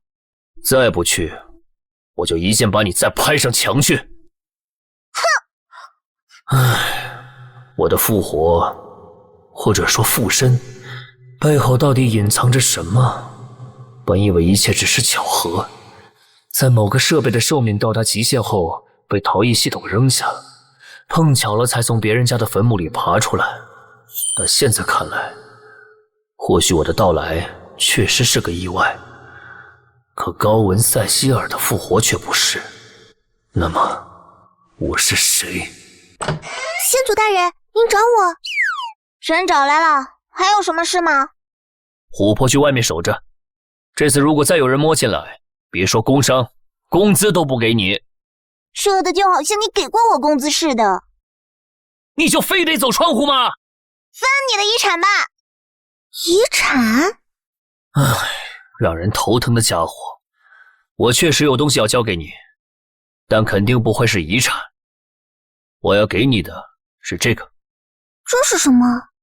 这是把钥匙，可以用来打开。嘿，小贼！哼，我可算又抓到你了，小贼！哟，嘿嘿，看我厉害吧！嘿嘿嘿嘿嘿。你怎么把人抓到的？打赢的？喂，你那表情是什么意思啊？我也没差到谁也打不过的程度，好吗？当然，主要是这家伙蠢，被我一脚从暗影状态踹了出来，精神在暗影界和物质之间震荡了一下，就晕了。那他该不会醒不过来了吧？难说，通常受暗影灵界冲击，不死也变成白痴了。你是谁？目的是什么？谁派你来的？要不要刑讯逼供一下？钻地牢的时候可是学了一些哦。嘿嘿嘿嘿。地牢里有什么可偷的？这你就不懂了吧？狱卒有时会藏起一部分赃物，这可就便宜我了。算了吧，刑讯逼供没用的。皇家影卫只属于国王，精锐中的精锐，除了各种特战技巧之外，意志力也强得吓人。不过堂堂皇家影卫，怎么堕落到偷鸡摸狗的程度了？你怎么看出你身份的？我可是第一代皇家影卫的教官。你们的名号和训练制度还是我亲自制定的。你一个骑士去教前行者前行？不，我是教他们体能和双手剑。啊？为什么前行者要学双手剑术啊？当然是被发现的时候干掉所有目击者。对于安苏的前行者而言，前行被发现才是任务的开始。不过就你这程度来说，我当年制定的课程被淘汰了。原来那些地狱般的魔鬼课程是您留的。是弗朗西斯二世派你来的吧？但他不会糊涂到派你来刺杀我，所以他给你的命令是监视。但他应该提醒你离远一点才对。哪怕塞西尔家族没落了，我高文塞西尔可没有跟着一起没落。所以你这是过于自信呢，是没有服从命令？犹如使命，自会领死，不劳您费心了。个屁！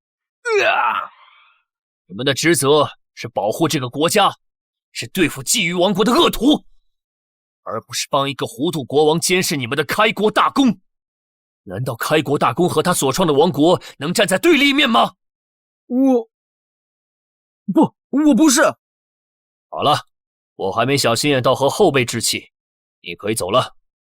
哎，您确定？当然，我不能除掉你，也不想把事闹得全民皆知。先祖。虽然我挺想这么做的，可惜我已经过了意气用事的年纪，那就只能放你走了。至于回去之后怎么跟你的国王陛下汇报，就看你自己的了。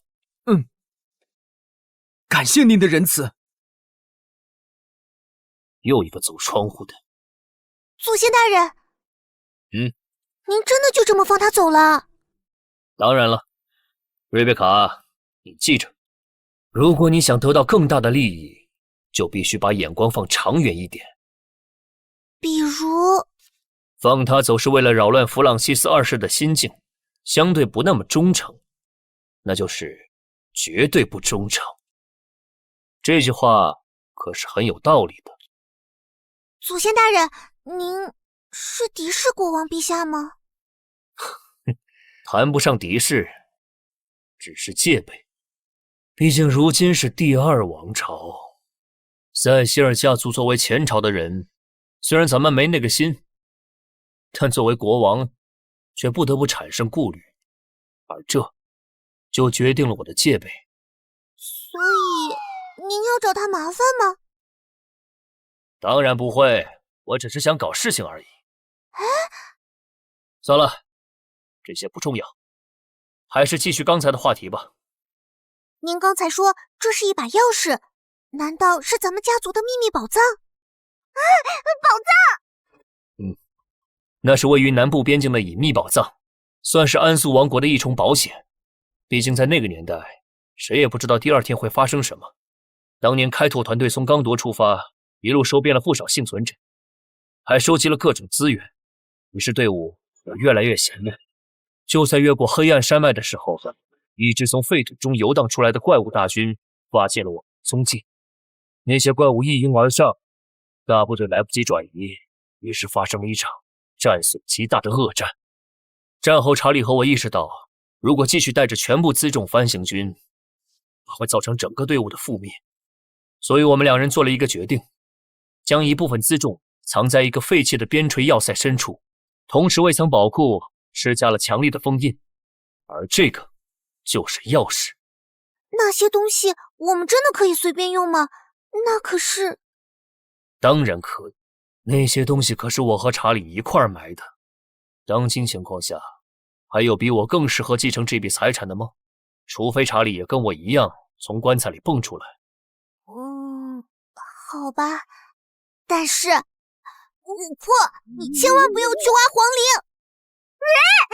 等等，我听了这么机密的事情，你该不会杀我灭口吧？我想要灭你口，还用等到现在？多谢好汉不杀之恩。你俩讲的这些事情，难道不怕？我还是信得过你的。哎呀，而且你是个聪明人，这个圆盘必须由摩恩家族或者塞西尔家族的血才能激活。而摩恩家族的血脉现在存不存在都难说。如果你想捞点好处，那就只有为开国英雄效力，乃是莫大的荣耀。我琥珀必将尽心竭力，尽忠职守。这么史诗感的事情，还谈什么钱不钱的？当然，你非要跟我谈钱，那我也没办法。什么话都让你说完了呗。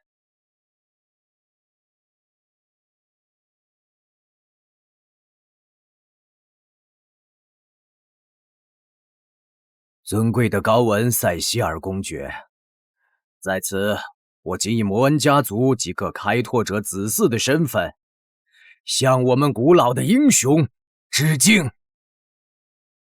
上次这么多人一块给我鞠躬，我正躺在棺材里呢。寻常晚辈拜见长辈，也是要行礼的。你这找借口的表情真跟当年的查理一模一样啊。高文塞西尔复活可以是真的。哼，弗朗西斯二世身上的摩恩血脉也可以是真的。跟你老祖宗一样是个面瘫。当年我就跟维尔德说过，等他娶个活泼点的南方姑娘，多少中和一下他那张脸，偏不听。现在祸及子孙了吧？这……好了，玩笑就开到这儿了，我们进入正题吧。接下来由我的后裔瑞贝卡·塞西尔来向你们说明王国南部的那场灾难。诸位，那才是真正的麻烦。在塞西尔岭，这种龙岩烧灼过的土壤，可能几年都没办法耕种。我的子民正在挨饿，在死去，不得不在安德鲁子爵的庇护下苟且偷生。而这仅仅只是开始，接下来我们还遭遇了来自700年前黑暗魔潮中的怪物。黑暗魔潮？对，黑暗魔潮带来了刚铎帝国的毁灭。我的先祖经历过那一切。黑暗魔潮？真的这么恐怖吗？不是夸张描述吗？塞西尔公爵，您所见到的怪物真的是700年前黑暗魔潮中的怪物吗？你在质疑我吗？我跟他们打了足足20年交道，化成灰我都认得他们。不是，如果你认为我夸大事实，那不妨直接把脏水泼出来，泼到我这个开国元勋身上。不，我们只是想要一个准确的答案。毕竟没有任何一个人类王国能够正面抵挡黑暗魔潮。他们在屠杀我的人民，这可是我亲眼所见。瑞贝卡，静。比起一面之词，我们需要证据。你想要证据？给你。这就是证据。没错，史诗里记载的魔潮也有这种腐蚀气息。公爵，东西来了。恶霸，倒出来吧。是。铠甲和兵器，公爵这是何意？虽然我无法将怪物带过来，但这些是我们的战士在南境使用的武器装备。你看见的每一具甲胄，每一把剑，都是在黑暗魔潮中奋力杀敌的忠诚魂灵和鲜活生命。在这700年里，史学家肯定在史书上有这方面记载。有的，有的。如此说来，您知道那头龙去了什么地方吗？抱歉，这我就不知道了。3个月前，我的领地也传出过关于龙的流言，有人看见龙从更寒冷的北境群山中飞来，最后不知所踪。如此一来，必须要好好调查一番。不光是调查，我们还要做好战争的准备。你懂什么叫战争吗？难不成你想让全国士兵都动员起来？可以的话，这样当然更好。想得美！你这样做，地方贵族是会造反的。造反？你可知全军备战会消耗多少钱财吗？更何况提丰帝国一直在暗处盯着咱们，恨不得在安苏身上啃下一块肉来。唉，确实如此啊。我们会认真对待您的情报，并在会议结束后立即开展调查。不行，一定要动员。好了，可是目前只能这样了。先祖，消息已经送到了，后续怎么应对就是他们的事了。公事谈完了，现在来谈塞西尔家族的私事。哦，什么私事？放轻松，不过是100年前的一桩老事。坦白来说，我还挺想弄死这个不孝子孙的，所以我只想拿回应属于我个人的东西。属于高文塞西尔的个人的东西？放心，传给子嗣的生前之物，我可没兴趣。我所指的是无法被继承的部分，比如我的开拓权。是什么？开拓权？开拓？目前只有生机断绝的死地才有荒地了，不知公爵想向哪里开拓？黑暗山脉。黑暗山脉？那里可连接着刚铎废土和丰提帝国，随时可能发生战争。说起政治斗争和勾心斗角，我或许比不上你们这些后辈，但论与大自然的抗衡，绝对比不上我。那塞西尔卿的意思是，我就要黑暗山脉。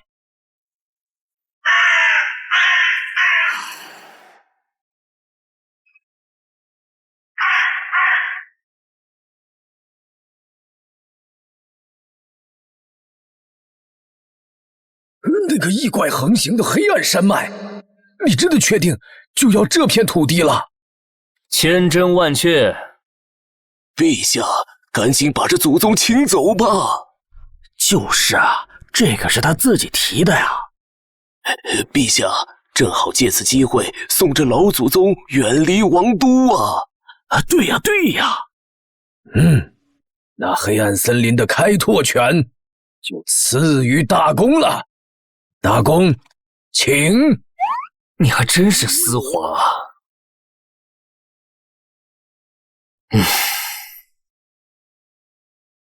恕我直言，公爵殿下，您所选的第一个落脚点恐怕不是那么合适，每年的雾月都会吹起不洁之风。您现在的战力可对付不了山里的野兽啊。这些我自有办法，只要撑过第1年，我们就能站住脚跟。那我尊重您的决定，不过也请记住我们最初的交易。放心，塞西尔家族从不欠账。要不放心，我把身上这点古董押给你1-2件。那倒不必了，我相信开国英雄的信誉。您准备什么时候出发？自然是越早越好。那请容我先行告退。瑞贝卡，在，祖先大人。你去做个人口普查，要精确到每一个人的健康和手艺，按照家庭分组登记。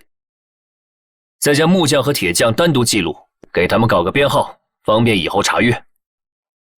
普查登记？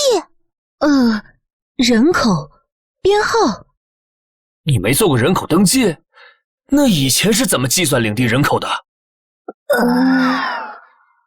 城堡周围是姑妈馆，城市封地是骑士馆，有什么需求互相打听一下就好。你这是眼神治国，脸色兴邦？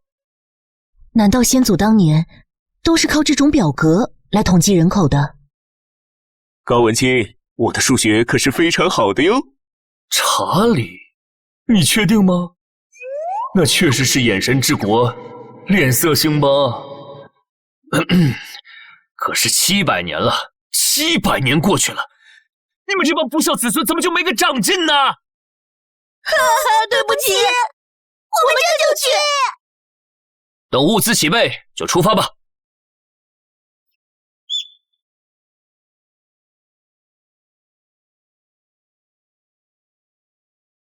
我们好像也成了史书上记载的开拓者。我们就是开拓者。我想说的是700年前的那次大开拓。那不还是我吗？也对。自信点儿，每一次踏入未知之地都是一次伟大的征程，无论什么时候，本质上都同样伟大。我们要做的事情也一样，说不定我还会建立起一个新的时代。不愧是大老板，说得对，真有道理。总之，鼓掌就对了。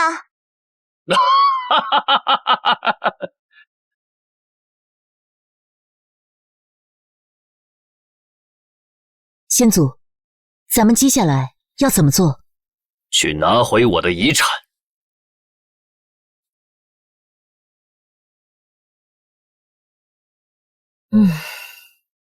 您看上去很疲惫呢。那个传闻中的高文塞希尔真的复活了，容貌一模一样，开拓者之剑也一模一样。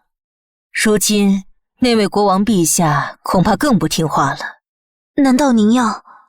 不，我要的是安苏的强盛，不是权力。把塞西尔大公的画像收起来吧，马吉。毕竟把活人挂在墙上，怎么说都不合适。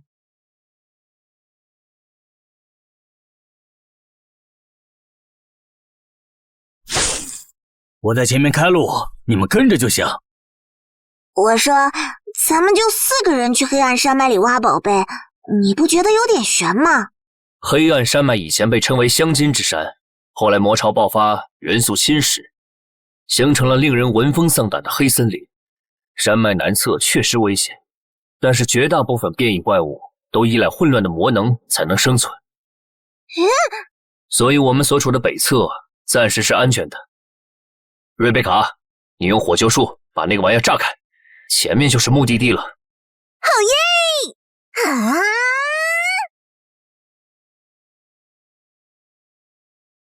哇！岩石背后居然……走吧。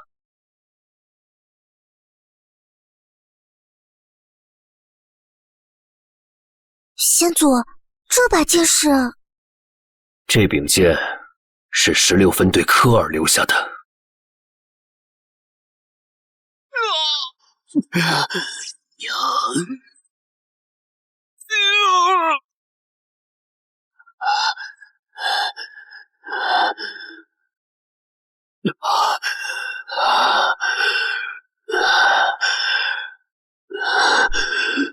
当年队伍越过白水河时，负责殿后的16中队，他们突破无望，最后撤回到这里。只可惜魔潮汹涌，我的有生之年都没能夺回这片区域。等到魔潮自然消退，已经没人记得这个地方了。来吧，带你们看看当年这里都留下了什么。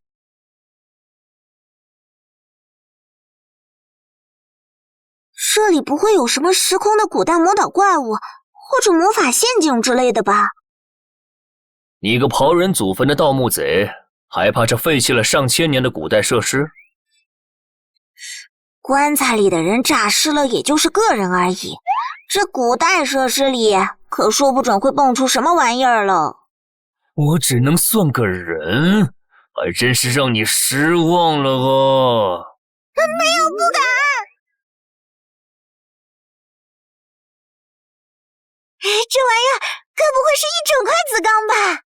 收起你大胆的想法，老老实实等我发工资才是长久之道。这老抠门！什么情况？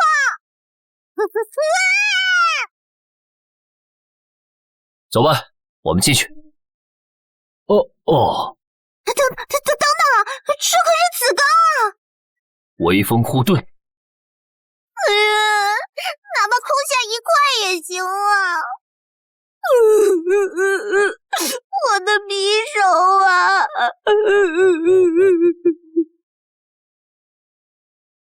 哇！金钱的香气！真香啊！那算什么？这些水晶才是最值钱的东西。水晶？够值钱的！这种水晶预先设置了初级护盾和爆炸术法，无需施法就能使用，是难以置信的先进武装。翻了！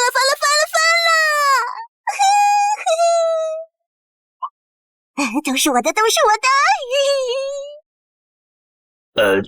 你们俩如此巨大的一笔财富，竟然就这么静静地躺在王国边境，无人知晓。有了这笔钱，不光能还清债务，还能巩固领地了。不行，这些钱可没法直接花出去。因为是古董。没错，拿着700年前的金币去做买卖，咱们挖到宝藏的事就瞒不住了。想花出去，起码得等咱们站稳脚跟。那咋办嘛？咱们现在很缺钱啊。那咋办嘛？我也很缺钱啊。公爵拥有铸币权，等我把这些古董熔了重铸，就能安全的出去了。这可是700年前的古董呀，太浪费了吧？放心，只是熔一部分，一切燃眉之急。好耶！老板，咱们发大财了！谁跟你是咱们？这是我的钱。再说，与未来相比，这个宝库根本不值一提。未来，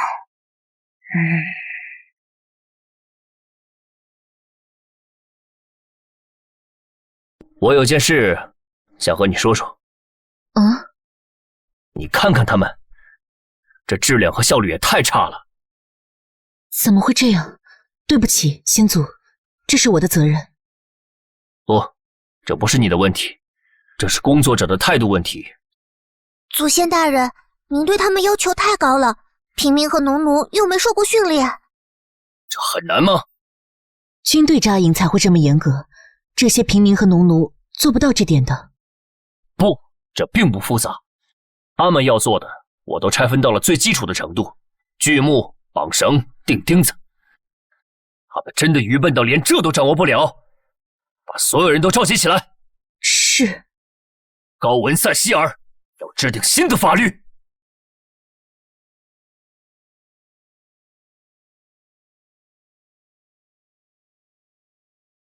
祖先，您的子民在等您。塞希尔岭的子民们，你们应该知道我是谁，你们也应该知道我的话就是塞希尔的法律，是你们必须要服从的条规。所以在这片新的开拓地，我要宣布3件事。第一，旧领地毁灭，一切清零，所有涉及到领主的债务全部一笔勾销。什么？他说债务一笔勾销，意思是咱们不用还钱了？怎么可能有那么好心的老爷呀？还是听听他想说什么吧。祖先大人。第二，我会颁布任务，只要按照要求完成任务，农奴就能成为自由民，还能得到酬金和房子。领主大人，您说的是真的吗？真的能靠劳动获得领地的房产吗？干农活还有钱拿，谁信呀？第三，今天我们要搭建帐篷和栅栏，只要按照我的要求完成工作，你们就可以吃肉。听见了吗？领主大人说，只要完工就有肉吃。啊，有肉吃！快走啊！等等我，等等！先祖，您刚才说的话都是真的？当然是真的。那这么一来，以后塞希尔领地将会是一个没有农奴的地方了。你觉得有哪里不妥吗？其实我倒觉得农奴制度到今天已经没那么重要了。什么？真没了也没什么不好的。不错，继续说。从前父亲跟我说过，如果没有鞭子，农奴就会偷懒。可是我觉得鞭子不一定是最好的。非常不错的启蒙。能得到先祖的表扬，瑞贝卡表现不错。哟，老抠门，没想到你也有大方的一天，能给我解释解释吗？你们都读过历史书，知道强大的刚铎帝国是如何毁灭的。是魔潮。我有一种预感，魔潮恐怕真的要来了。我没有任何开玩笑的意思。在700年前，他们就是我们的老对手。历史是一面明镜，我见过地狱的模样，也见过更加强大的帝国。掌握魔法的上层人在城堡里看烟花，平民却活得像更加古早的猿猴，没有任何希望，没有任何动力，没有任何改变僵局的办法。在魔潮面前，帝国不堪一击。在魔潮面前，没有人是高贵的。在魔潮面前，无所谓自由或奴隶。我们必须改变这一切，不光是农奴制，也不光是为了我们自己。在魔潮来临之前，我们必须想办法改变，变得比史书里的刚铎帝国更加坚韧。这就是安苏帝国700年前的开拓者吗？何等惊人的气魄！哇，老宗子威武啊！一个落后的蒙昧时代是难以挣脱重力的，就连抬头望天的资格都没有，更别提未来还有广袤的星辰在等待我们揭示它的秘密。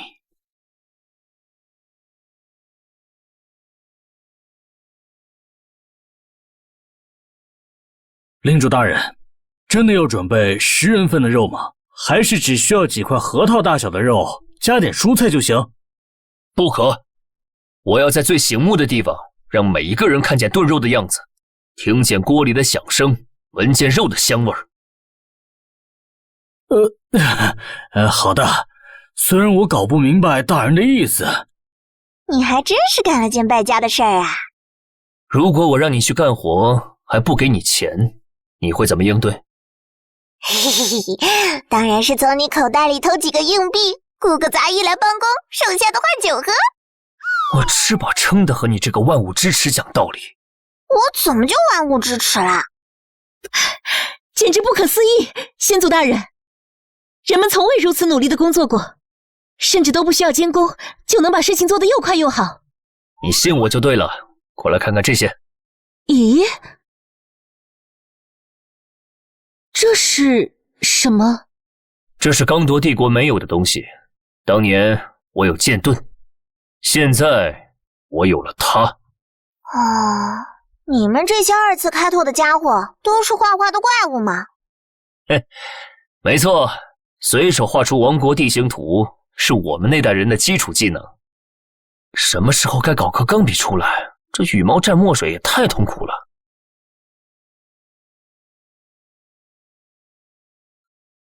小心！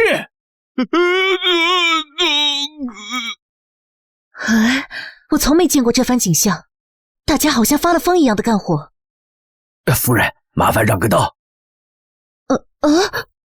谢谢了，咱中午还等着吃肉呢。客气。不用监工和鞭子，只为了一份肉，他们的热情和效率就让人难以想象。绑好了吗？哎呀，再等等。哎呀，差不多了，出发。当心，我还没绑好呢。不好，散了。别慌。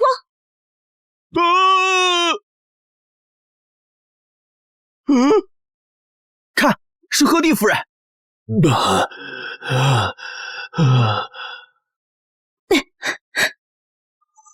是他在帮咱们。谢谢鹤棣夫人。魔法确实方便呀。小心！抱歉，我没注意您站在后面。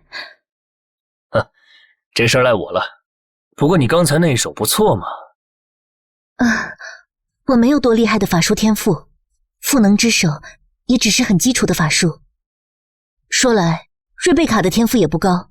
哦，虽然他的魔力总量很大，却只能掌握一个火球术。其实，他是个很努力的孩子。可惜，受天赋所限，无法构筑复杂的法术模型。只能把初级的术法一遍遍强化。嘿嘿，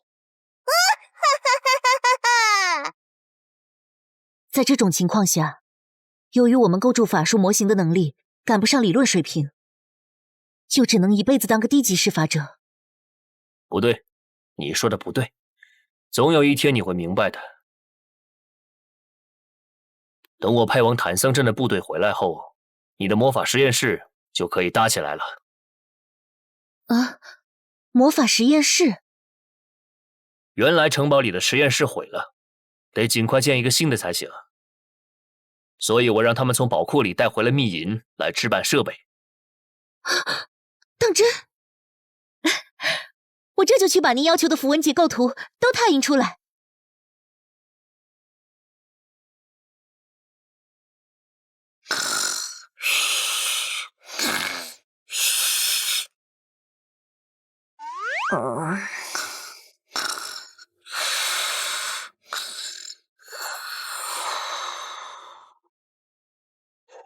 你就是这么看门的？别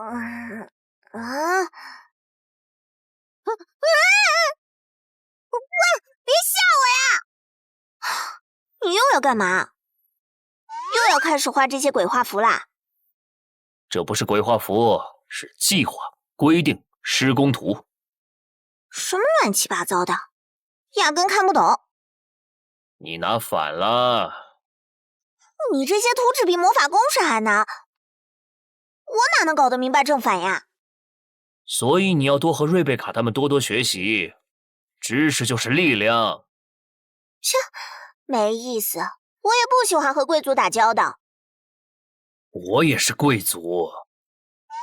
你又不像贵族。你也不像精灵啊。哎，你今天要研究这些石头？保持安静，感激不尽。切，没劲儿。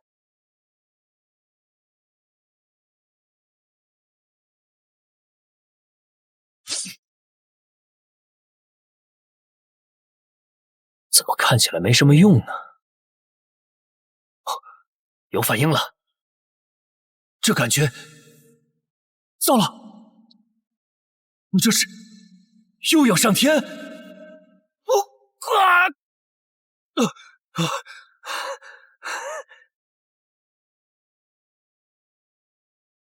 刚刚那是什么情况？我好像看见了什么，这是卫星地图。新数据：巨行星活动度提升，警戒等级提升为4。这又是什么？难道是……咦，领主大人，这是……领主大人，您这是怎么了？祖先，看来又是赤斑。别着急。新数据：巨行星恢复平静，警戒解除。该死，毫无进展。要是能找个人来测试……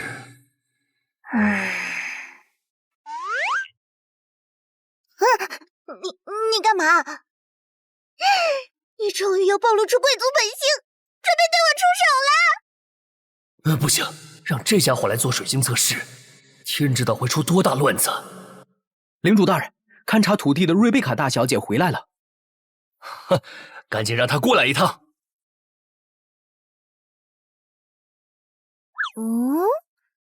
水晶，然后呢？笨蛋小姐稳定发挥。你可以想象，比云层还高的地方，有一个可以俯视大地的东西。哦，您是说奥秘之眼吧？不是比奥秘之眼更高的地方。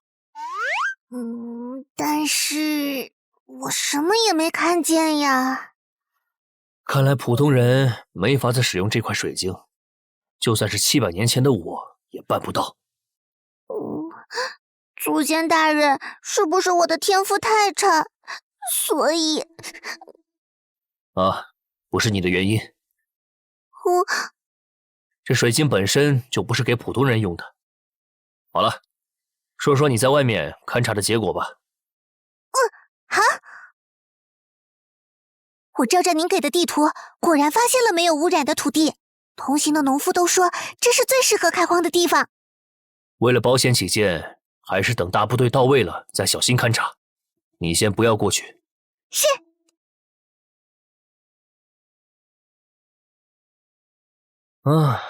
都完成的不错嘛。等挖到第一批矿石，塞西尔岭就能进入铁器时代了。进展真快啊！不行，还是太慢了。你还有没有良心啊？这些人是我这辈子见过的干活最快的农奴和民工了。亏我之前看你给他们吃肉，废除鞭刑，就以为你是个好人来着。我没瞎，看得出来他们没偷懒，但是现在建设速度赶不上我的规划。你那规划本来就不现实，我之前就觉得你这2天怪怪的，总好像心事重重的样子。明明营地才刚起了个筐子，你竟然都开始考虑建个瓮城了，你到底是在慌什么呀？慌世界末日，慌天塌下来，慌天外来客行吗？这都是什么跟什么呀？领主大人，赫迪夫人请您过去。他找我什么事？忘了。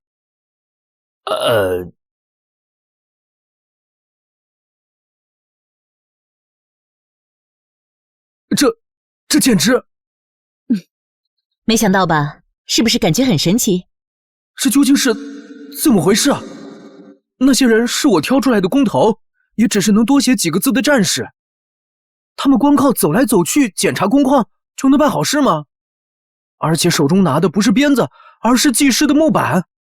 我也没想到，这些简单的措施就能让工人变得这么勤快，连农奴都开始学习怎么做不擅长的工作了。措施？先祖构想了一套工作的规矩。哦，那一定是用古代骑士的荣誉感和美德感化了这些懒汉。辛苦了，菲利普骑士，干得不错。先祖，领主大人，让大部队先休息，午饭之后去营地中间集合，赫帝会告诉你们新规矩。之后拜伦骑士会给你们准备新装备。新装备？什么新装备？哼，放心吧，绝对是好东西。哦，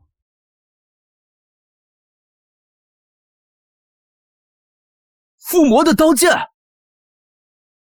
拥有元素抵御皱纹和轻盈术附魔的半身甲，这种级别的宝物，居然每个民兵都能配发一套。还有古代帝国的军用水晶，我这辈子还没打过这么富裕的仗。都是些老古董了，与其藏着掖着，不如都拿出来提升战斗力。这可是超凡武装，以前整个塞西尔岭都找不出几套附魔的装备。你干嘛？给我过来！好钢用在刀刃上，况且这些装备留着也是报废，放心大胆的用吧。小气，人家玩一下怎么啦？我们家世代信奉战士与骑士之神凯尔，从不将财物保存在身下。哼，你这年轻人有点意思啊。有了这种装备，对付畸变体可轻松多了。我们可以再多打造一些吗？很遗憾，这些装备没办法再生产了。哎，也就是说，这些东西用一件少一件。到时候我们消耗完了怎么办？哼，在那之前造出我们自己的装备就可以了。老爷，瑞贝卡小姐找您。哎，她又有什么事？忘了。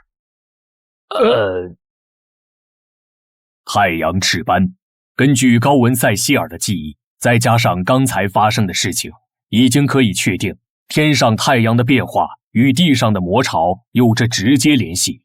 每当太阳表面出现赤斑，大地上的魔力便会上涌，而风暴中出现的怪物，它们的原理尚不明确，暂时可以视作是元素暴走之后的一种次生现象。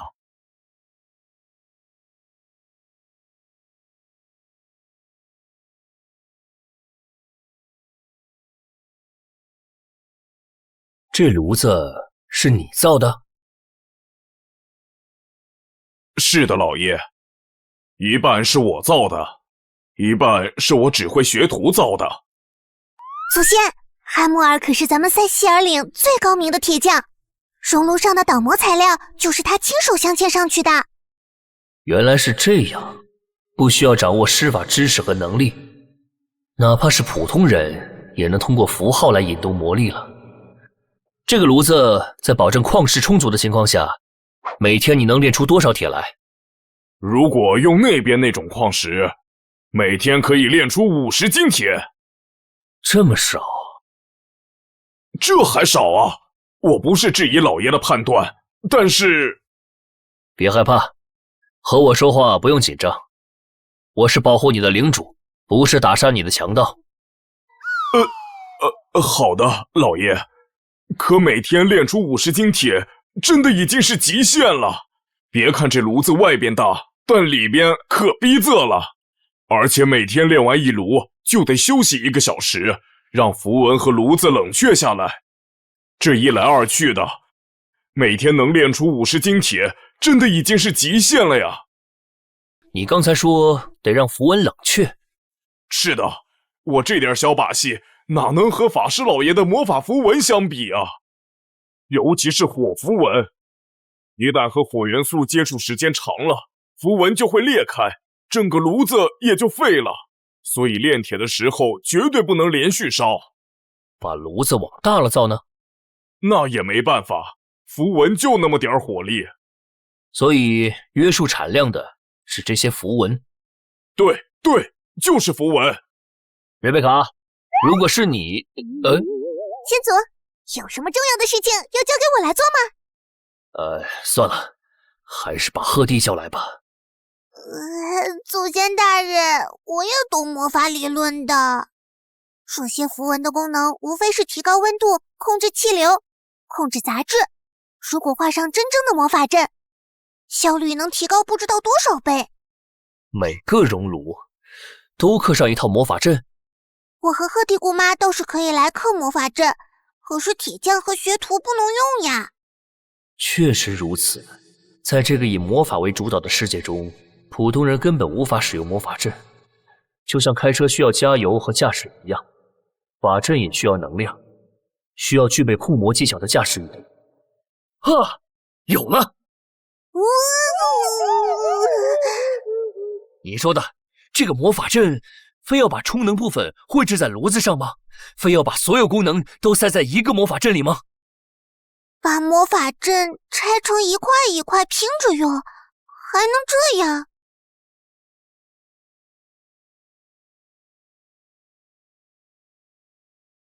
多少是个思路，我觉得可以和鹤弟商量商量，毕竟他应该更专业。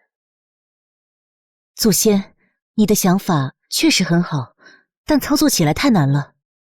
魔力输出是个精细活，一旦出了问题，2个法阵都会报废。而且自充能法阵的效率也是个大问题，哪怕画出整个铁匠铺那么大的法阵，它产生的魔力恐怕也驱动不了几个熔炉。别急，你先看看这个。这是……先祖，您居然还懂得绘制法阵？你先看看它，再说说你有什么想法。全都是最基础的符文，魔法的能量级也不超过2级。放大。放大？对，这样可以进一步提纯游离元素的能量，这些基础符文就可以用更高的效率来吸收能量。这真是超越了极限的智慧，用最基础的2阶符文绘制了一个能让大魔法师都瞠目结舌的奇迹。先祖，请问这般天才的法阵叫什么名字？名字嘛，他的创造者已经给他起好了名字。这是那个野法师留下的？没错，我把里面的部分研究看了一遍。这本笔记至少值半个公爵领。竟有这么高的价值！这位野法师的女儿得了一种无药可医的元素同化症，为了留住女儿的物质肉身，只能用这种方法制造魔网来给女儿充能。真是无法想象，他几乎摒弃了所有繁复艰深的结构，把简单发挥到了极致。那么在铁匠铺里铺设魔网的工作，祖先大人，交给我，我可以的。你确定？那我要弄坏了，您会打我吗？算了，鹤弟，还是你来吧。我还是想试试。这个法阵我看着感觉好有意思，很多地方构思都特别好。虽然我只会放火球术，但我理论知识很好的，我计算能力也很好的。鹤弟，你的意思呢？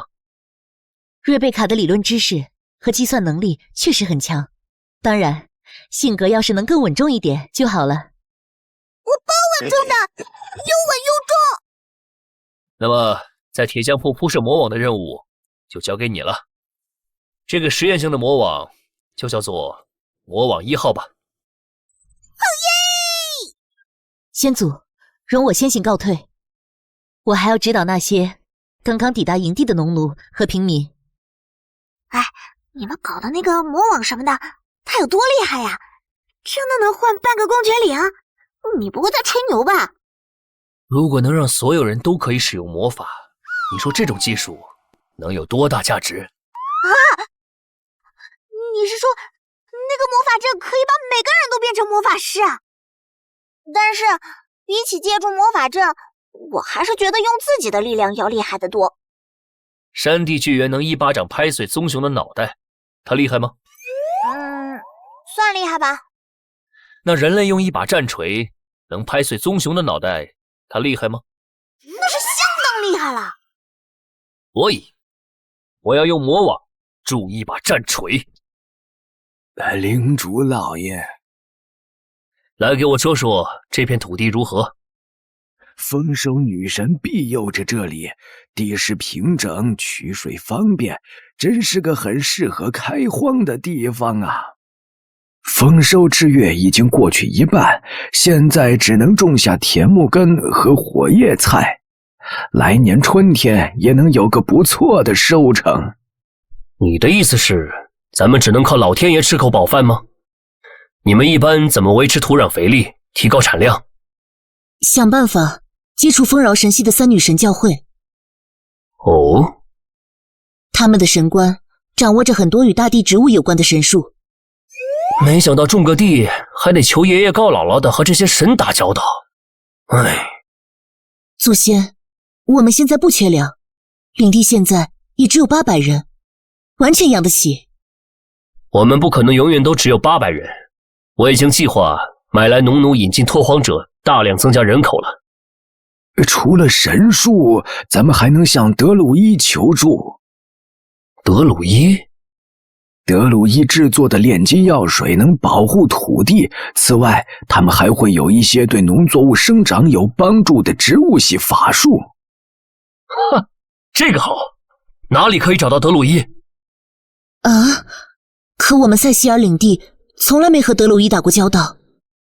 不过，听说德鲁伊和精灵关系很近，每个德鲁伊的传承都能追溯到精灵那里，甚至包括灰精灵和白银精灵。所以，切，他这么个精灵之齿，有哪个德鲁伊会和他这种偷鸡摸？也是啊。说起来，我好像是确实是认识一个德鲁伊。真的？话说，你为什么会认识德鲁伊啊？你那眼神是什么意思啊？切，我多少是个精灵好吗？都说了德鲁伊都起源于精灵了。不会是偷了德鲁伊的东西被惦记上了吧？你这是在侮辱我！我偷东西怎么可能被人发现？拿去吧，把德鲁伊这事搞定，剩下多少都是你的。出手阔绰呀，老板。那就这么说定了。这片土地还有什么问题吗？一次给我讲清楚吧。非要说的话，它的地势高于河滩，水渠难引水，要从上游挖渠，或者打出一口水井。这样啊，引水吗？先祖，这是……领主大人画的东西，好奇怪呀！这是水车，当河流从下面流过，水流击穿木板，注入水槽。水车开始旋转，把灌满水的水桶带到上面，这个过程不断循环，水就能提到高处。可惜这个地方没有竹子，不然造起来就简单多了。何弟，何弟！不好意思，我沉浸在这种机械的美感中，一时忘神了。先祖有何吩咐？没什么，我只是想问问你们还有什么看法。我看看，直接把它造在白水河边，会受到河水的影响，旱季的时候就不能用了。不过，要是能在旁边另外引一条渠，那么在旱季的时候，你看得懂字？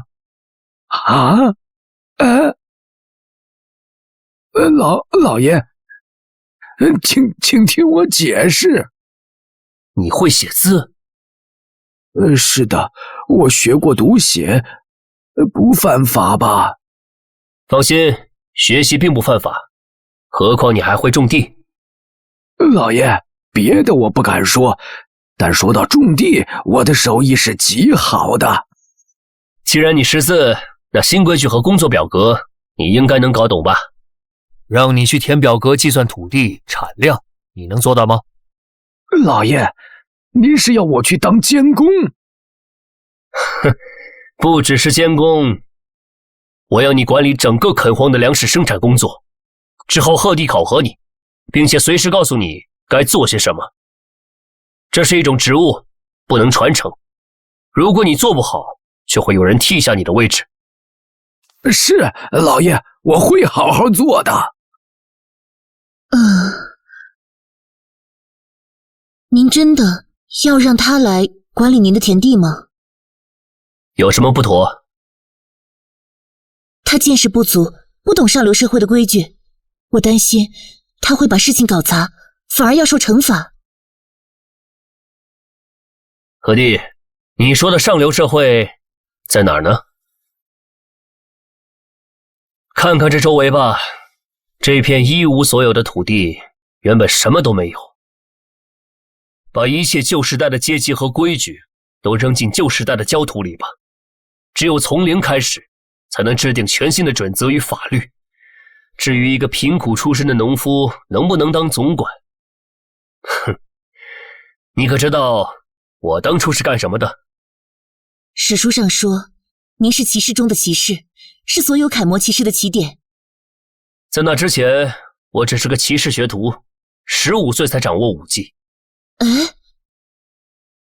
导师还没来得及向领主写推荐信就去世了，没办法，我只能伪造了一封推荐信去找领主。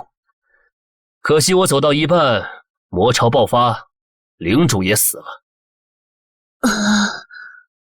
随后我遇见领着一帮人逃出来的查理，我跟查理说，我好不容易及格，还想受封为骑士呢。咱就自称骑士，反正南方的老爷们都死光了。大地上哪来什么贵族？只是最初站起来的那些人提前把财富攥在了手里而已。就这么简单？就这么简单。老爷，瑞贝卡小姐找您。她找我做什么？哦，你肯定忘了。这次没忘，她说要开工了，让您去看一眼她的成果。什么开工了？忘了。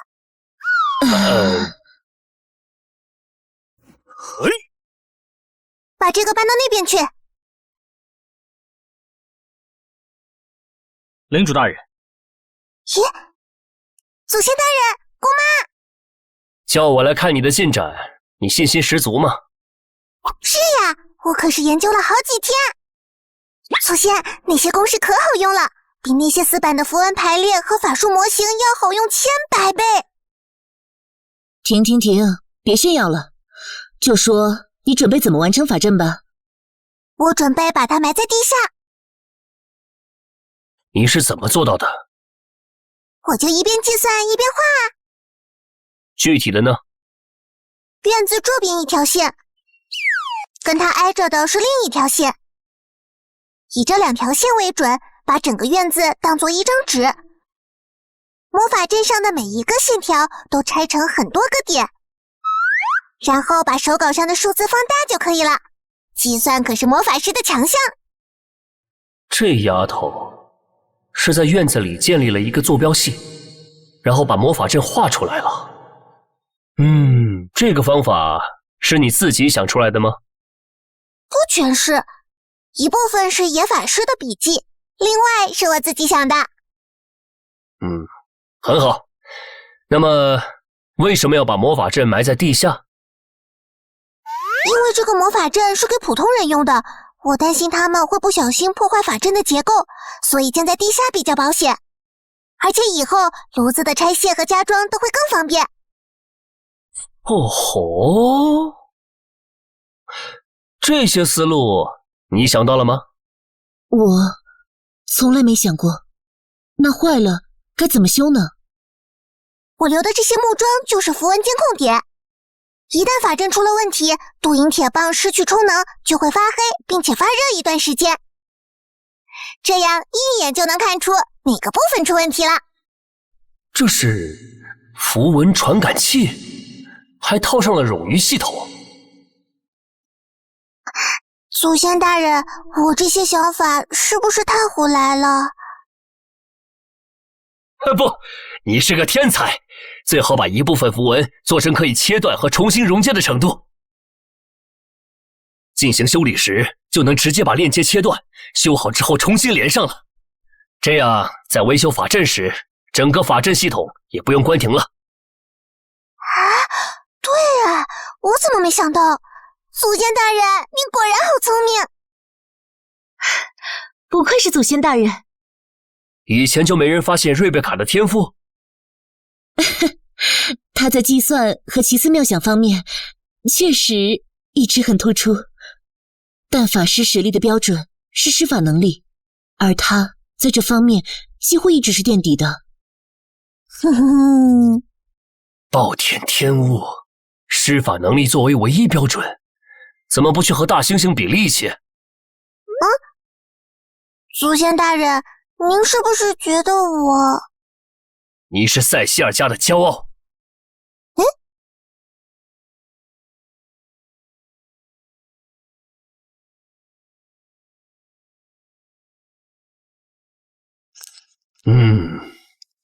贝蒂，把我放图纸的羊皮袋子拿来。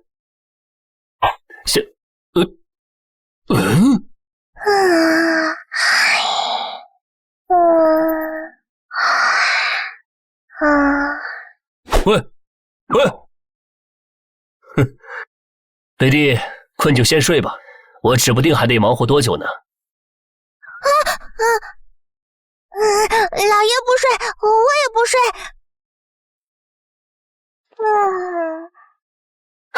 怎么，你能看懂这些吗？看不懂，我不认字。想学吗？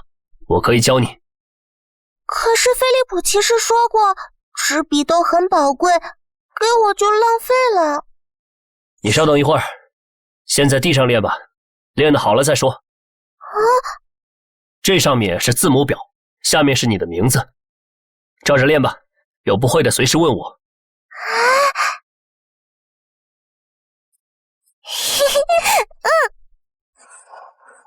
领主大人，驻守山中的士兵传来报告，宝库里有奇怪的动静，但大门锁着，他们进不去，无法确认宝库里的情况。什么？把营地防务交给菲利普，再点几个士兵跟我去一趟山里，把赫迪也叫上，他的辅助法术应该会帮上忙。宝库绝对不能出岔子，那是我的真棺材本啊！大人，刚才宝库里面又传出2声响动。你们退后吧，我亲自去看看。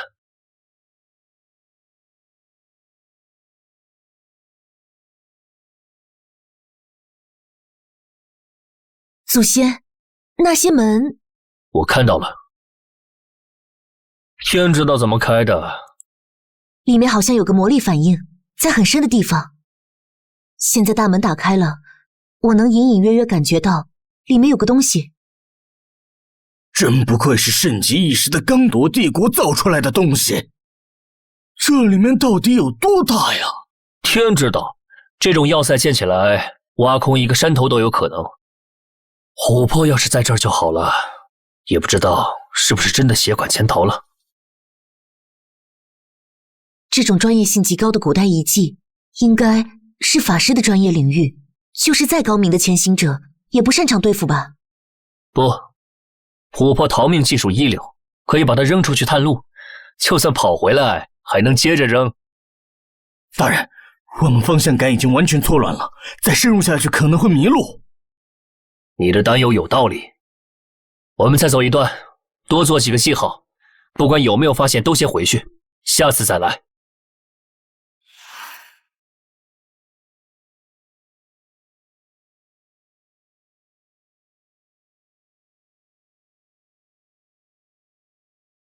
啊，这是什么东西？这是魔能聚焦列阵，虽然我很想叫它魔力电容器，黑曜石连接着魔力井，这个半球就可以把能量聚集起来，制造出持续时间短暂但强度极高的能量流，再通过这条主导管把能量输送到需要它的地方去。那它是武器吗？不是，这是研究设施的一种辅助能源，通常给那些耗能巨大的设备提供瞬时点火。夫人，魔力反应就是从这个地方传来的吗？不是，但已经很近了。把这个地方记下，虽然古代装置已经报废，但它还能拆解出不少好材料。祖先，您是打算把这价值无穷的古代魔法装置给拆了？不然呢？这玩意儿需求过高，而且早烂了，修起来不比重新造一个容易。好了，我们接着往下走。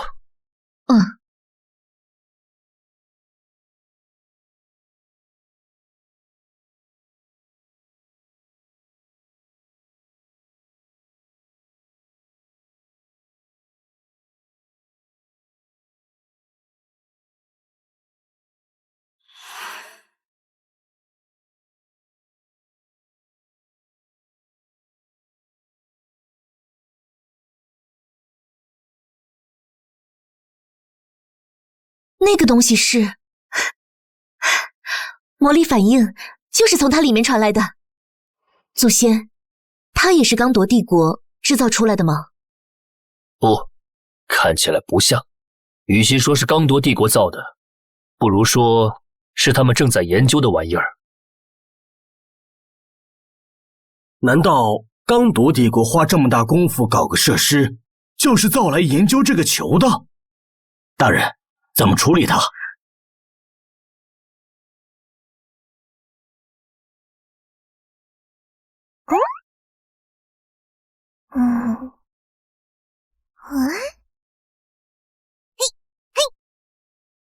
祖先，它是实心的。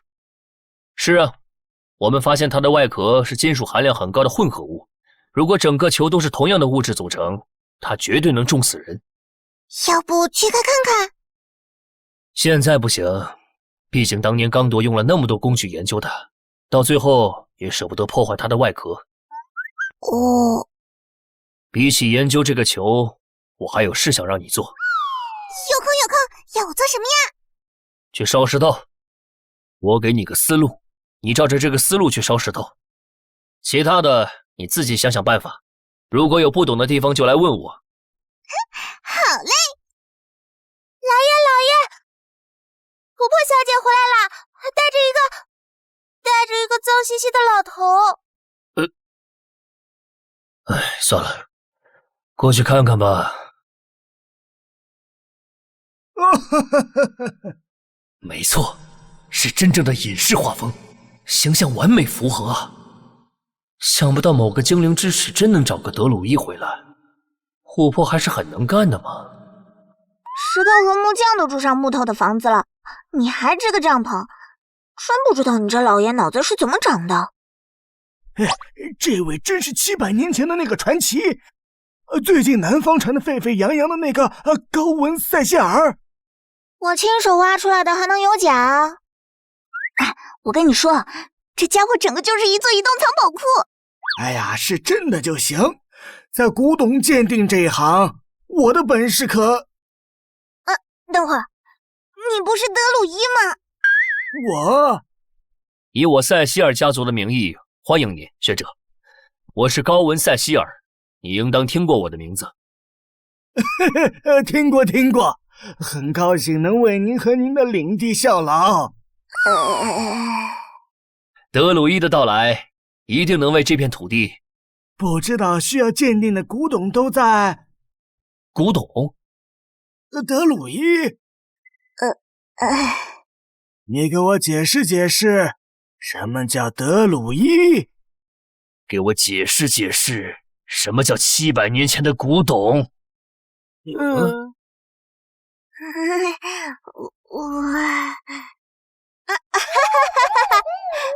会啊，都是误会。疼！解释解释，什么叫德鲁伊？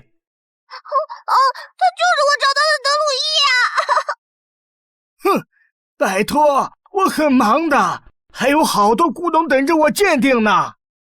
所以说，你真的不是德鲁伊？不是，但也可以是。那从今天起，你便是塞西尔岭的德鲁伊了。我会给你合适的报酬。我不光是德鲁伊，还是个3级魔咒草药师，做饭也很拿手，可以为您准备1日3餐哦。不了，我有专业女仆，我会按照雇佣施法者标准付给你报酬。材料和工具我们会提供的。当然可以，您可以称呼我为皮特曼·劳伦。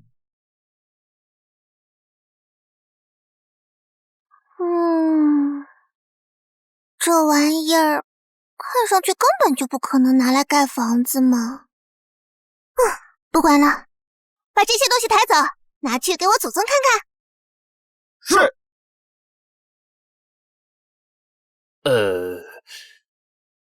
这就是你烧出来的水泥？这就是按您说的将成品加水混合之后的产物，但它又松又脆，完全不像是能盖房子的东西。什么东西又松又脆？让我尝尝。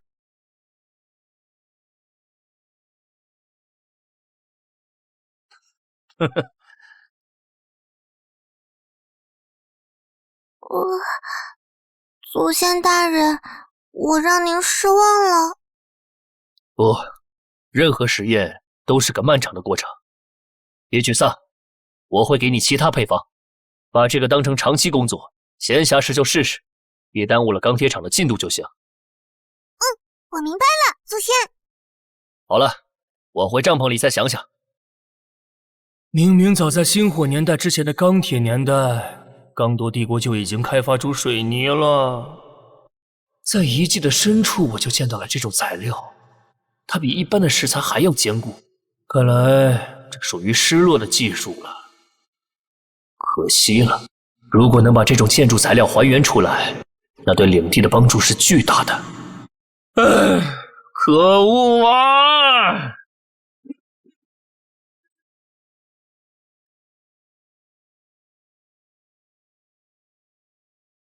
领主大人，你要我们准备的东西都送来了。辛苦了。你这是搞什么呀？做实验。我知道了，你这家伙果然装不下去了。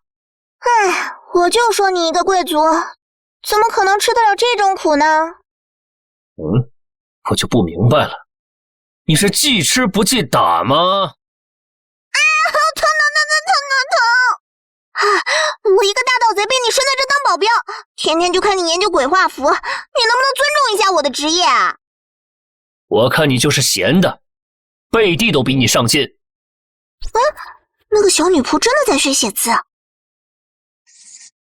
你要是真闲的话，就出去玩，但不许偷东西，不许捣乱，不许打架。早这么说不就完事了吗？我去找乐子了。总算安静了。那么，开始实验吧。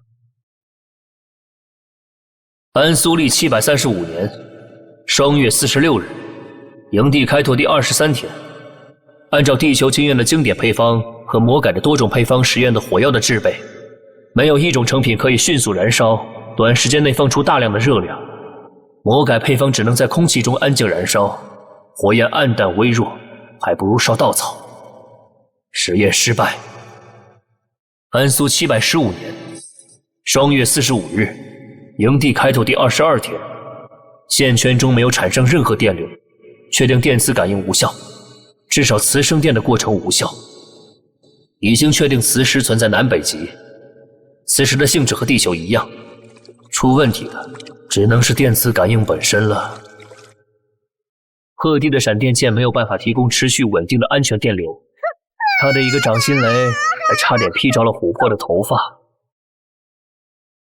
安苏735年，鹤地和皮特曼都没听说过煤炭。蒸汽机实验的前置材料需要大批可燃物，还好木炭依然可以烧出来。提风帝国出产一种可以燃烧的石头，但并不是煤炭，而是白色的燃石，似乎是海水沉淀物的一种，燃烧很不稳定，是穷人的取暖物，可以留意一下。妈耶，黄金竟然是半导体，纯银却不导电，什么鬼？我需要一个至少能把元素周期表和常见物质的性质梳理出来的团队，有人能报名吗？元素周期表，物质的性质。大人说的都是什么东西啊？我在期待什么？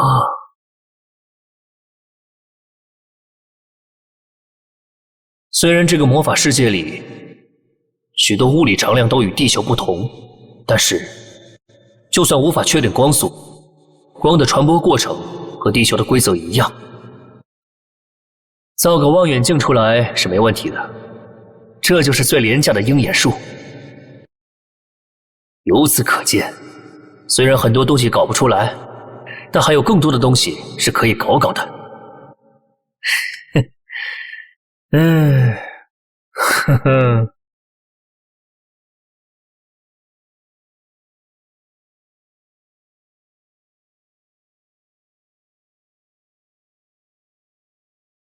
下半夜就拜托你了。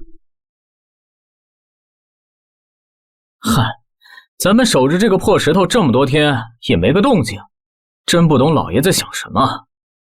唉，少说两句嘛，这可是公爵的命令，难道你有意见？当然没意见，我还得感谢公爵大人呢。我都没想过自己这辈子能用上这种好东西，有种变成骑士老爷的错觉。嘿嘿嘿。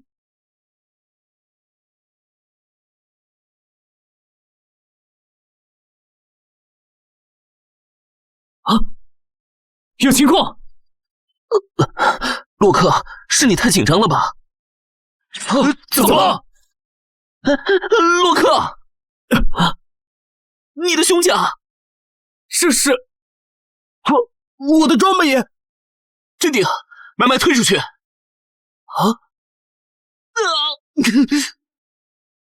这个球出了问题，洛克，快去叫人。是。糟糕！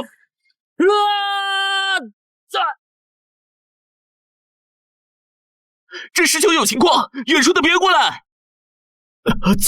怎么办？先去通知领主大人。怎么回事？大人，您带回来的那个石球情况不对。发生什么？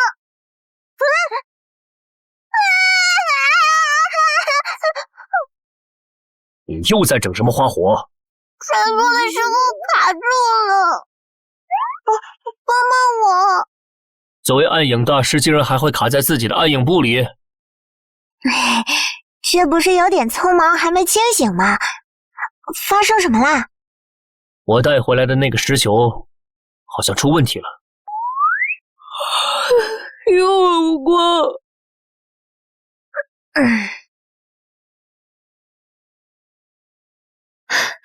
祖先大人，有伤亡吗？发生什么情况了？没有伤亡，但还有士兵被困在石球上，应该是被吸住了。吸住？像磁石吸引金属那样？没错，职业士兵的魔法装备突然失去了魔力，然后他们就被石球吸引。琥珀，咱们两个进去看看，你把身上的金属制品都留下。我？这么危险的局面，不应该是你这种骑士先上吗？所以一会儿我走在前面，敢拒绝，你工资就没了。恶魔！钱袋子呢？这个绝对不行！我跟你讲，我可是数清楚了的。等我回来，要是少了一个，我以骑士的名义起誓，定当守护别人交付给我的财物。其实你不用那么大声。祖先，我和您一起。不，那个球能影响魔力流动，你靠近了，反而可能派不上用场。那您多加小心。真是温柔贤惠啊！啥时候再问问他结婚的事？喂，该走了。哦。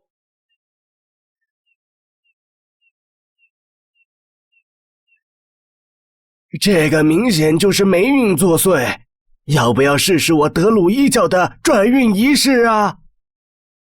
德鲁伊教派有个屁的运转仪式！你别在那忽悠我的兵！你们谁是第一个被困住的？啊！报告大人，我是第一个。我是来查看情况的时候被吸住的。明白了。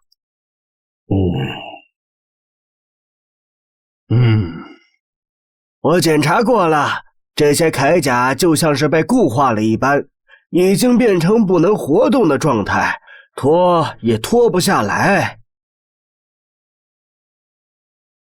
这声音听起来像是某种魔法效果。你从暗影层面试试看，能不能解出这种效果？好。让我来试试。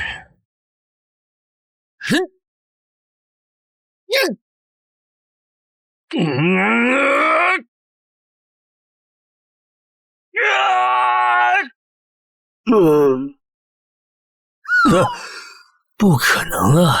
这东西原来不是非常轻的吗？说不定现在才是它真正的分量。哎呀！怎么回事？我也不知道这个球。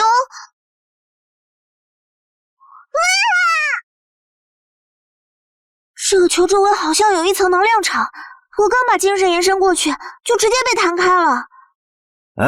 等一下。刚才球里有个生命反应，你感觉到了？是的，刚才琥珀被弹开的一瞬间，球里传出了生命反应。什么？难道这玩意儿是活的？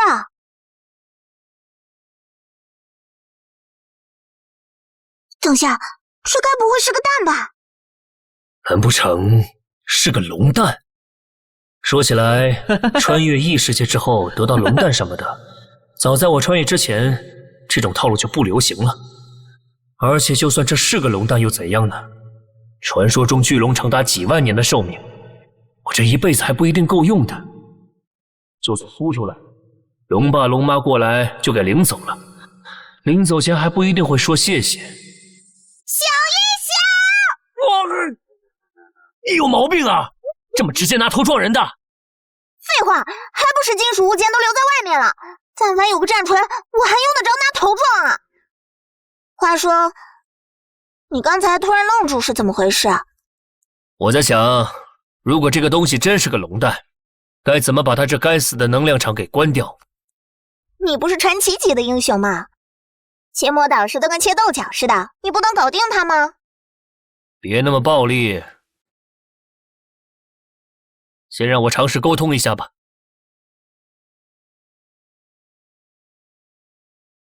你好，我叫高文，没有恶意。外面现在安全了吗？这里很安全，你完全可以放心。不信，滚！要是开拓者之剑在手，我一定来个冠军斩击，把你这倒霉球劈成2半。我骗你干嘛？用来关你的那个研究设施都废弃1000年了。你休想骗我离开我的壳！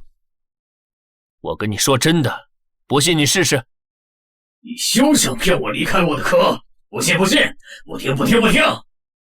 爱在这个壳里待着是你的事，能不能先把我的人放了再说？不知道你的壳在外边吸收了3个人。原来这几块钢板上还带着人吗？一定是在壳里的感知受到了影响。哎呦！好机会，让我看看你身上还有什么宝贝。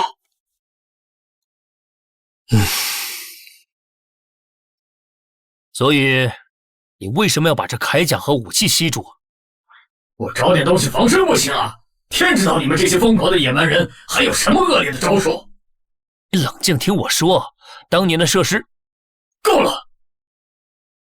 休想骗我离开我的壳！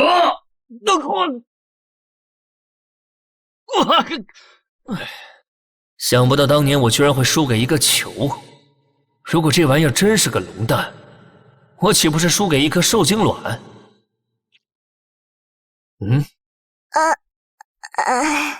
你在干嘛？我看你脸色不好，还以为你要自爆。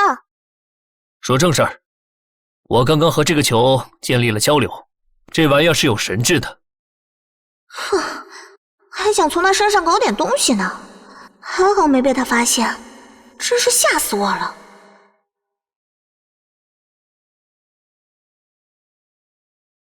祖先大人，真是件麻烦事儿啊。那您打算怎么处理这颗石球呢？先把士兵撤走，等我再想点办法和他建立信任吧。时间不早了，先回去休息吧。好的。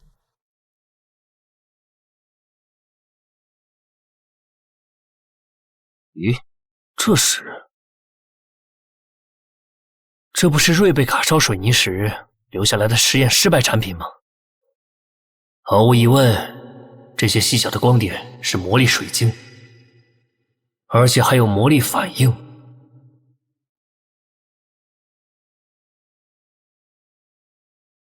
何弟，在吗？我有新发现。快来看看这些东西。这些是？这是瑞贝卡折腾出来的废渣，但我在里面发现了一点有趣的玩意儿。我感觉到了，里面有魔力反应。没错，所以让你来看看，你的水晶共鸣器能不能看出它的结构。我给它注入魔力试试看。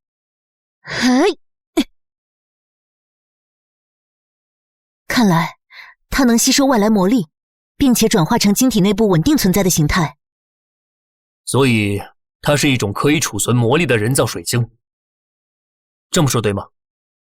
它的最大容量和天然水晶比起来怎么样？稳定性呢？我看它一直在发光，它的自我耗损率呢？目前我还要进行更多的实验。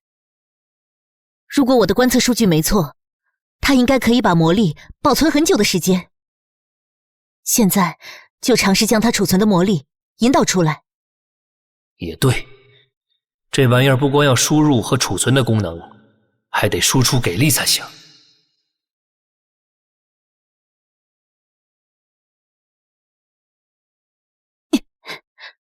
这看上去好像是失败了。这是什么情况？是法阵抽取能量时用力过猛，把水晶给抽成渣了？恐怕不是的。这种水晶有先天缺陷。先天缺陷？自古以来，储能水晶只能从自然界获取，人造水晶一直以来都只能当做魔法物品的辅材，甚至当做贵族城堡里的装饰品。天然水晶释放的魔力虽然会以惊人的速度消散，但是释放出来的能量也能够被法师运用。但祖先大人拿来的这颗却不一样。它的魔力失去了协调，在提取魔力的一瞬间，这颗水晶里的魔力就变成了无序的废能。就算在它消散之前重新把能量收集起来，也派不上用场了。这是控制水晶自爆的法阵，对吗？是的，这是给制式水晶在濒临崩溃时绘制的最后一个功能。毕竟在战场上，水晶一旦破损，就只剩下爆炸这项功能了。等等，你应该不会是想……那这就是艺术的光辉。既然从水晶里提取出来的魔力会变成废能，那我们干脆不要把它提取出来了，直接在水晶里引爆多好。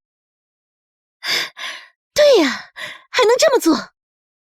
反正这些水晶是从石头里炼出来的，又不值钱。这就是艺术。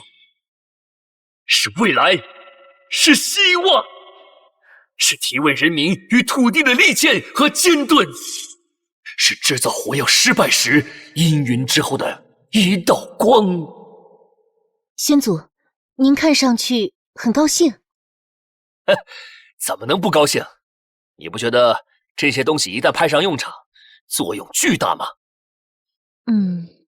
这些东西最多能当爆裂型的魔法道具，除此之外，我实在想不到它还能用来干什么了。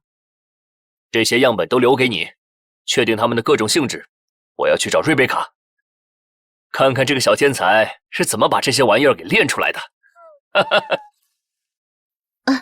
祖先大人，瑞贝卡是个很努力的孩子，从小到大几乎都没怎么被夸奖过，所以放心，我会好好夸奖他的。我还要把这些水晶称作瑞贝卡水晶。如果那个丫头真能把这些神奇的小玩意儿重现出来的话，其实我是想让您夸瑞贝卡的时候悠着点啊。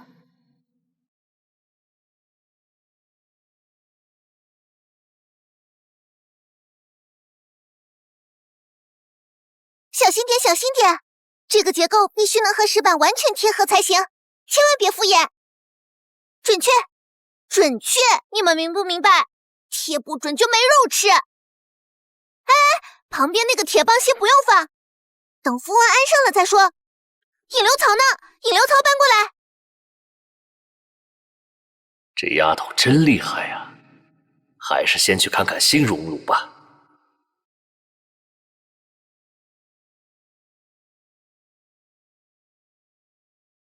看来汉穆尔把图纸改良了，这种改良是极好的。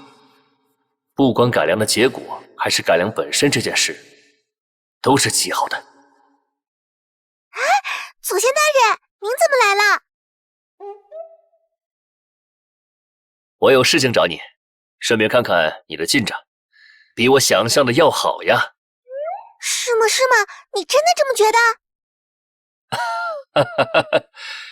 如果你做不好这些事，我肯定就不会把事情交给你。自信点，我说过，你可是塞西尔家族的骄傲。哇，感觉有力量涌上来了！呀哈！喂！祖先大人，还有什么事要吩咐吗？我刚才就想问，这个结构是干什么的？根据祖先大人的吩咐，我设计了一套给普通人用的熔炉关停启动装置，成对符文组合起来就能成为法阵的一部分。这是开，这样是关。怎么样，够简单吧？难道他真的是个天才？我给他起了个名儿，就叫做符文扳机。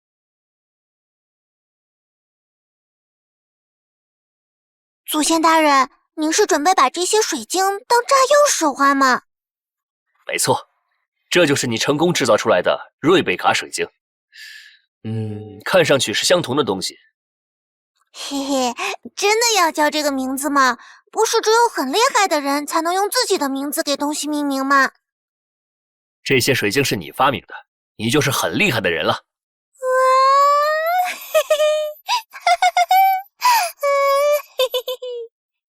先别傻嘿嘿了，我想知道这种材料是怎么来的。昨天我在尝试烧制的过程中，依旧失败了好几次，于是我怀疑到了炉子上。炉子？其中一个炉窑的内壁脱落了一大块。那是炉窑的材料也发生了反应？那个炉窑混入了石英砂，还有就是来自黑暗山脉的石灰石。所以这两样东西在过程中起了什么作用？我光顾着高兴了，还没想过。唉，黑暗山脉曾经被魔潮笼罩，山里还有很多元素潮汐的痕迹。或许是在这个过程中改变了矿物的性质，让它们具备了与魔法反应的特性。这需要大量的实验，还是先放一边吧。回到重点来，瑞贝卡，你觉得这个东西普通人能造出来吗？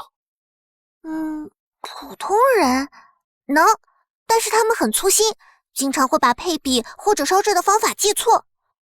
而且烧制水晶所需要的时间控制比烧砖头严格多了。这样啊，看来比我想象中的复杂多了。祖先大人，您在想什么？没什么，你先按这个方案继续生产吧。我听姑妈说，你打算把这种水晶做成会爆炸的魔法道具。是的。您是打算把刚夺制式水晶的引爆法阵用在这种水晶上吧？看你这眼神，有想法？引爆类法阵所启动所需的魔力相当小，我做的符文扳机在闭合的瞬间也能产生微弱的魔力，也许……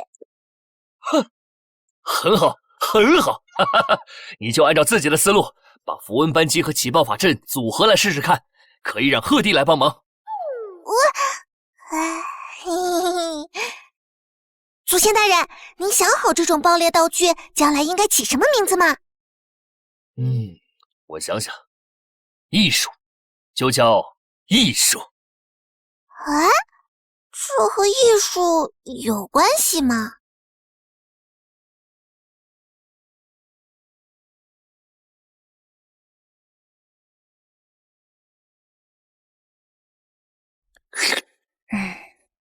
这地方和老古董嘴里的穷山恶水可完全不同。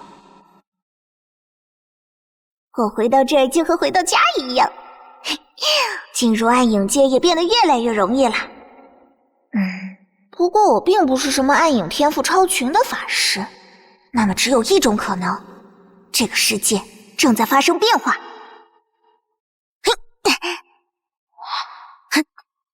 有某种力量导致暗影界和现世界的壁垒松动了，要不要告诉那个老财主呢？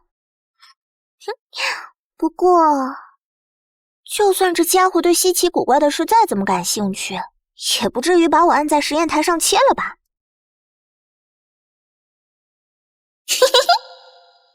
别动印戳，整张桌子就这东西还值点钱了。哎呀，疼！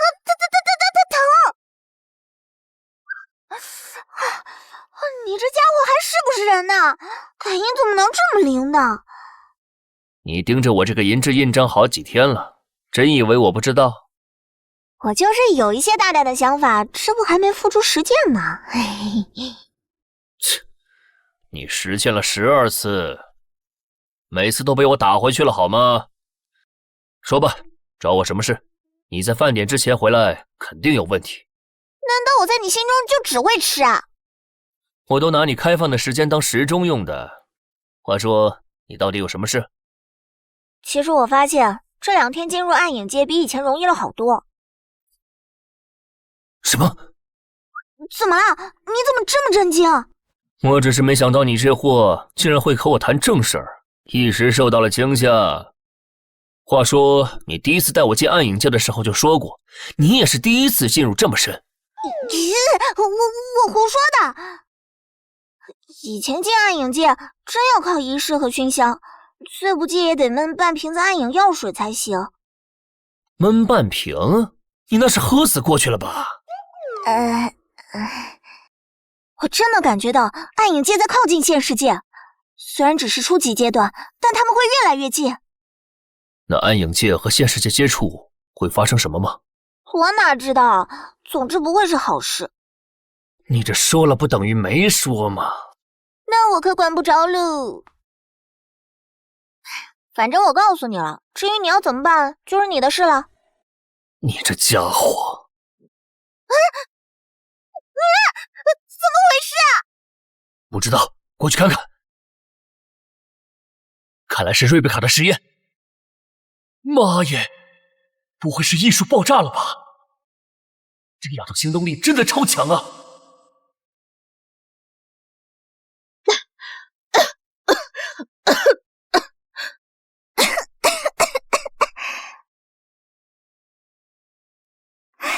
祖先大人，艺术果然很厉害。你们没事吧？有没有受伤？祖先大人放心，我们都平安无事，只是大量水晶颗粒同时引爆的效果有点超出预期。都怪这丫头，把2份实验样本放得太近了，导致2倍的水晶颗粒同时引爆。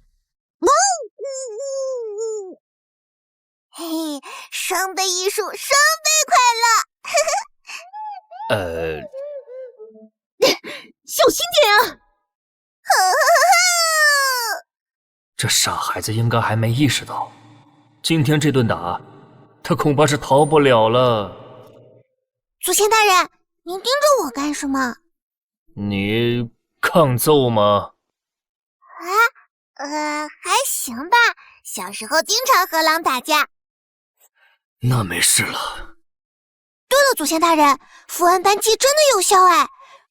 如果魔力有个精确的数值就好了。能知道符文扳机闭合的时候产生多少魔力，还能计算一个初始符文组运行起来要消耗多少魔力。鹤帝姑妈一开始还不相信符文扳机在闭合的时候会产生魔力冲击，说那东西没有聚合的结构。不错，但实验方式需要调整一下，继续在室内做实验实在太危险了。是，您说的对。领主大人不好了！去山里寻找石英砂的人遇到了畸变体，已经有一个死在山里了。什么？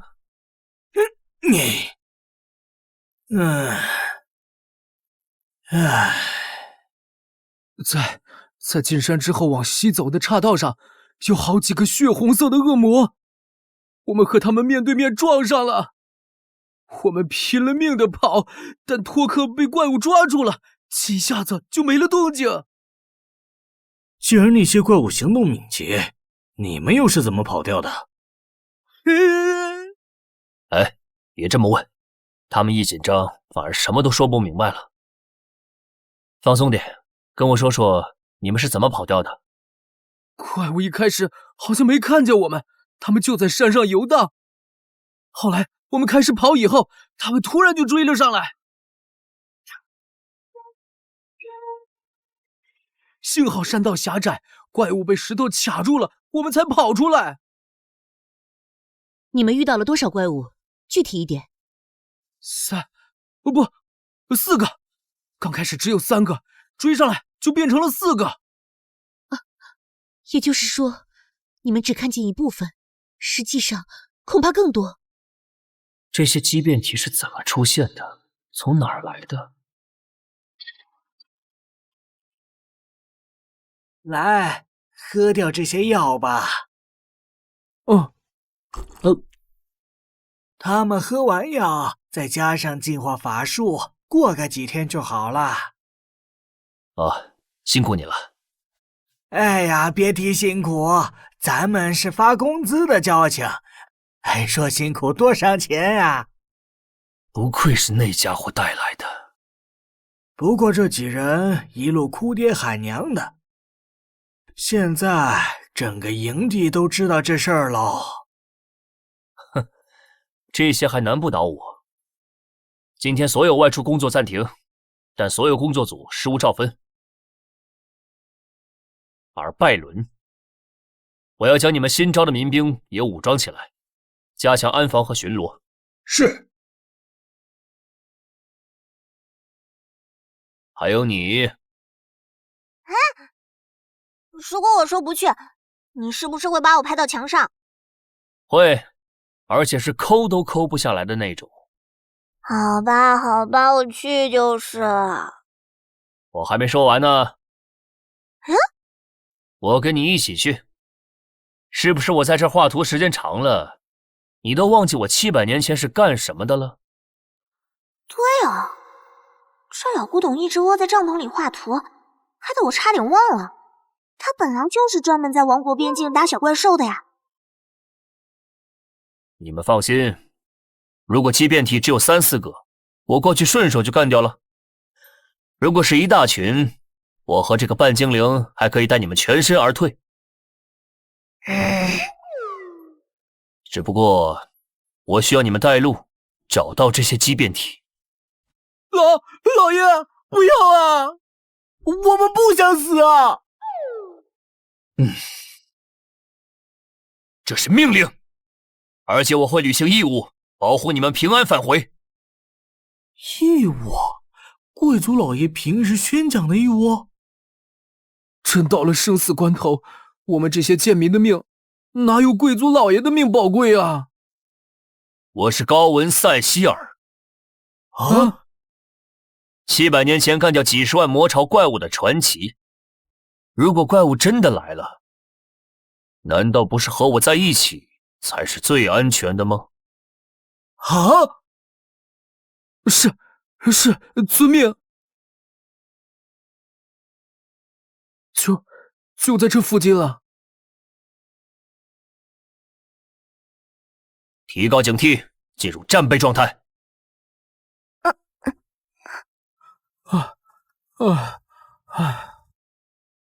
这么长时间了，那几个怪物也该离开了吧？不一定，你不了解畸变体的习性，它们不是正常的生命体，在魔力环境里也不需要进食，除了进攻智慧生命这种本能以外，也没有明确的行动目的。如果他们的感应范围内有人类或魔力反应，就会猛扑过去；如果没有，他们就会继续游荡。所以畸变体到底是个什么玩意儿？不好说，有一种猜想是人类受到混乱魔力的侵蚀，而另一种说法是魔潮涨落，开启了异空间的通道，畸变体就是从别的空间来了。没想到这种上辈子和怪物打了20多年仗的人，也说不清楚怪物是从哪儿来的。看来王国内陆那些专家也不靠谱。哎，那边好像有东西。这边。果然，这里有畸变体的痕迹。他们可能就在这附近。别怕，放心待在我身后。看到了，就在那里。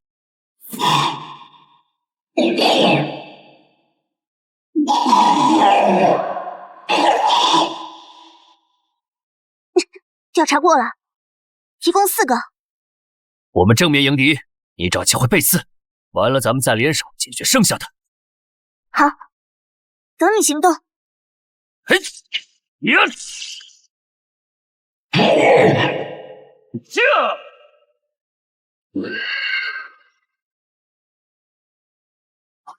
好机会！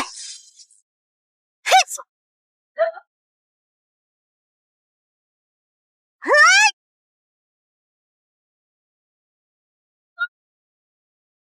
轻轻松松，不愧是我。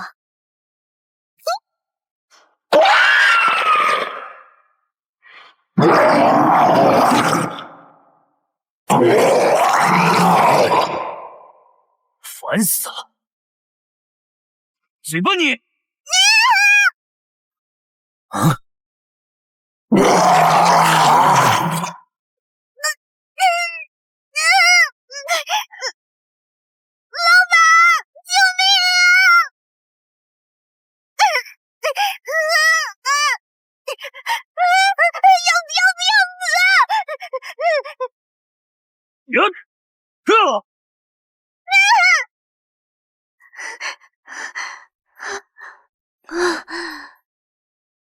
吓死我了！看来我还是得加强自己的逃命技巧。正常思路不是应该提高一下正面战斗力吗？我跟你讲，我现在的正面战斗力已经是个人峰值了。我这人很有自知之明的。别贫嘴，过来看看这个。哦，有什么新发现吗？咦，这是什么玩意儿？这是刚铎帝国制式兵剑，不会错的，当年北方哨所用的型号。你是说，这些怪物是从刚铎废土跑过来的？整个刚铎废土都被精灵们建造的宏伟之墙围着，这些怪物怎么可能跑出来？你别吓唬我，说不定这些怪物当初就是墙外的，然后今年刚好晃荡到这儿。那倒不可能，畸变体离开魔潮环境之后会逐渐解体，除非它们的数量超过临界点，能够形成新的混沌魔力环境，否则这些怪物不可能在野外生存这么久。妈耶！倒也没你想的那么糟糕。哨兵之塔建立之时，我就知道那些东西有自我修复和平衡负载的功能。这次很可能是某座塔年久失修，从而功率下降。不过屏障会在短时间内自愈的。用人话翻译过来是什么意思啊？就是屏障暂时破了个洞，但它会自己填上的。接下来，你干嘛？你不会有什么特殊癖好吧？这玩意儿带回去能安定人心。啊！妈呀！等着，我再去弄一个。你有病啊！你确定这东西能安定人心，而不是把人吓出毛病了？对于刚受到畸变体袭击的塞西尔人来说，看到这些怪物被搞死的尸体，才是增长信心与斗志的最快办法。虽然会有点精神刺激，但效果是最好的。虽然不想承认，但确实有点道理。好了，走吧。啊，对了，回去以后我要去趟宏伟之墙，留在这里瞎猜，永远安心不下来。那我要和你一起去，不亲眼看看我不放心。出来吧，咱们要回去了。我的天哪！神啊！神不会帮你们杀死这些怪物，所有畸变体都被干掉了。我们先回营地吧。这一件一个的玩意儿和700年前一样弱不禁风啊，根本不足以威胁到营地的安全。哼，回了营地，知道该怎么说吗？知道，这些怪物在领主面前不堪一击。可我刚才听见琥珀小姐在叫救命。那是战吼。没错，我这是战吼。总之，一件一个，大胜而归，懂？懂，一件一个，大胜而归。走，回领地，咱们凯旋而归。啊，那是。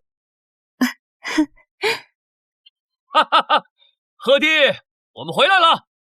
哼哼，我当时一跺脚，那些畸变体都不敢吱声了。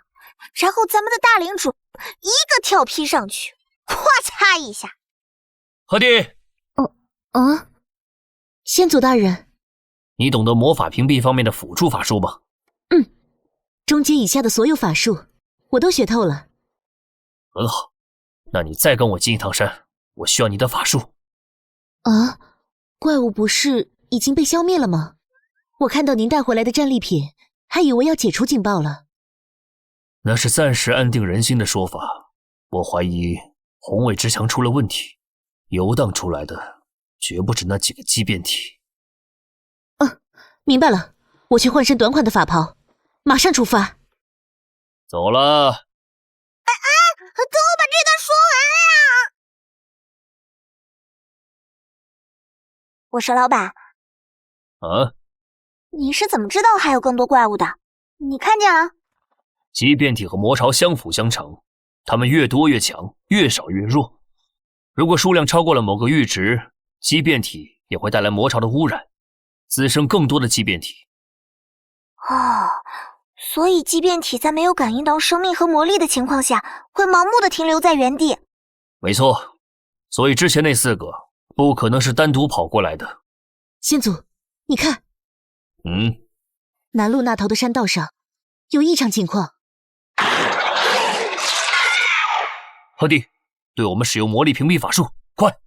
是，魔力屏蔽。鹤弟，这感觉熟悉吗？熟悉，数月前救塞西尔岭就是在这种气息中毁灭的。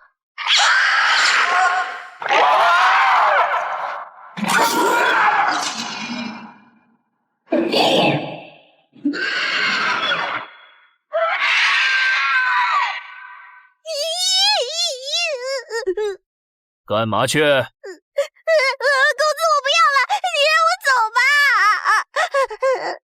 嘘，安静。还好，这不是最糟糕的情况。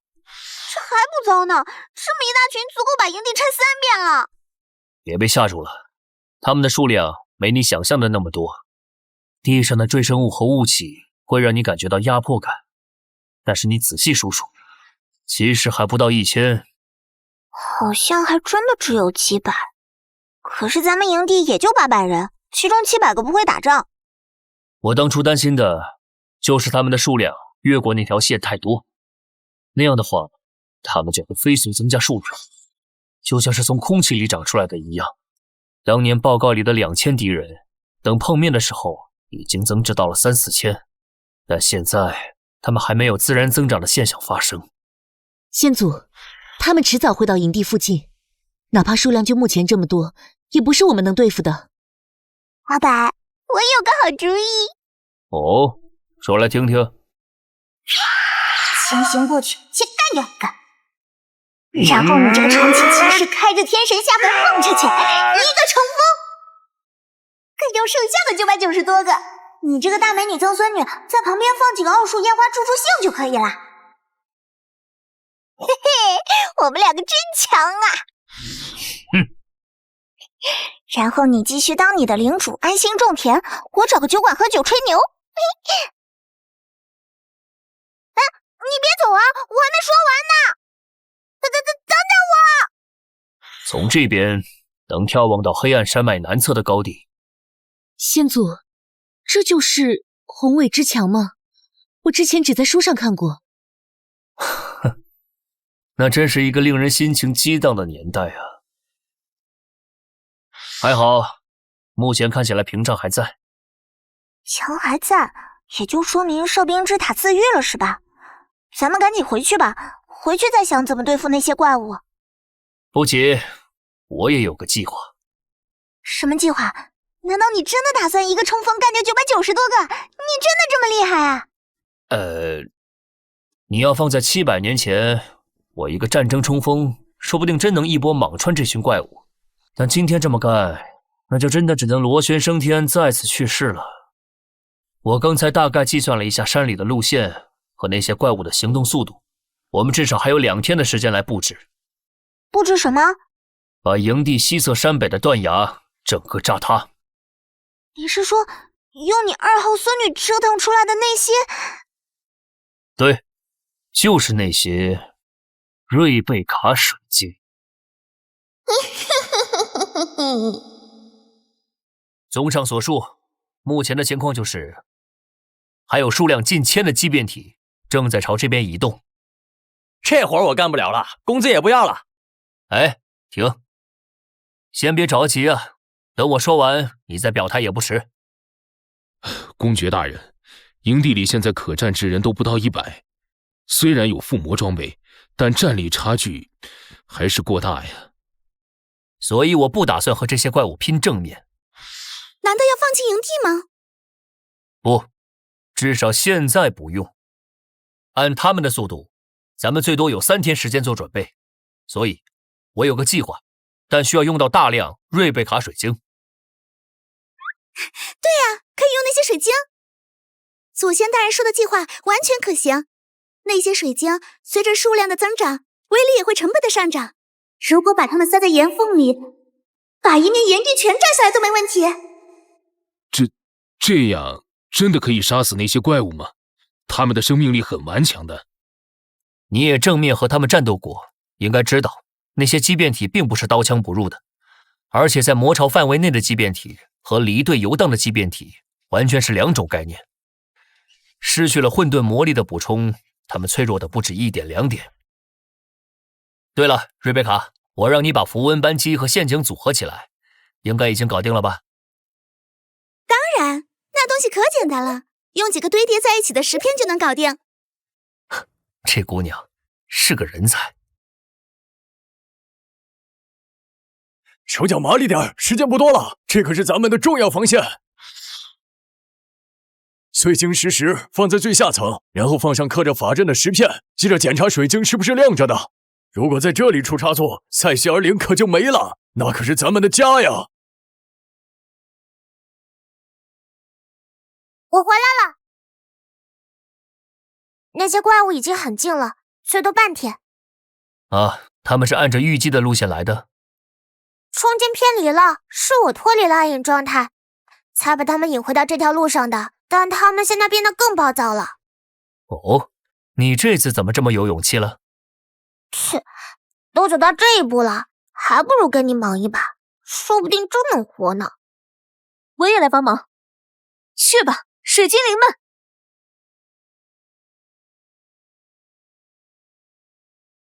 啊，说句肯定没人相信，这居然是地阶法师和一大群平民农奴所修缮的魔法公式。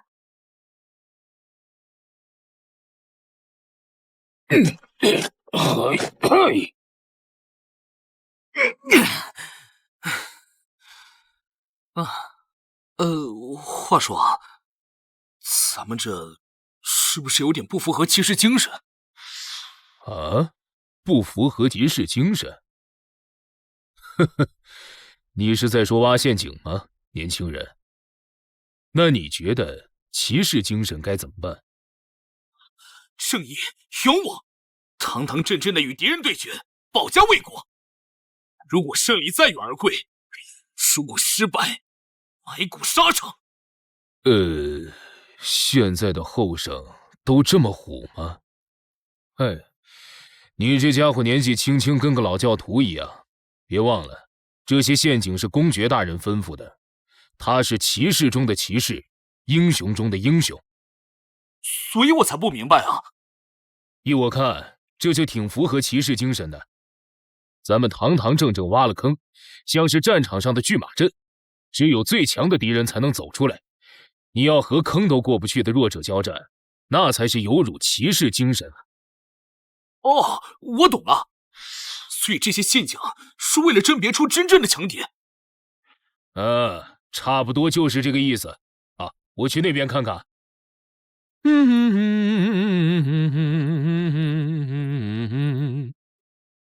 可我总觉得你在胡说八道啊！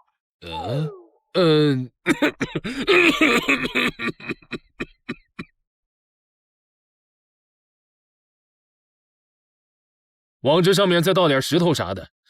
我看过这些东西爆炸时候的景象，如果坑里有石头，炸起来更厉害。哦，还可以这样。那是当然，别小看了佣兵的智慧，还有骑士的正义。那你等会儿，我这就让人把那些从山里拿出来的破铜烂铁也都埋进陷阱里。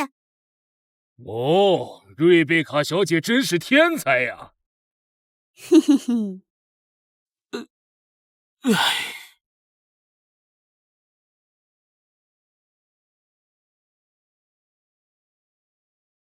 情况如何？他们正在靠近山北的第一道陷阱。一旦他们开始感应到领地这边，他们就会转入狂暴状态，并猛冲过来。紧张吗？有点儿。可是我上次跟他们打的时候，明明不紧张的。因为这一次你是提前3天得知他们要来的，等待是这个世界上最可怕的事儿。但是别怕，你要相信那些水晶的力量，那可是你创造出来的。可是我从小到大做的事情都没怎么可靠过。别在这儿说，动摇军心。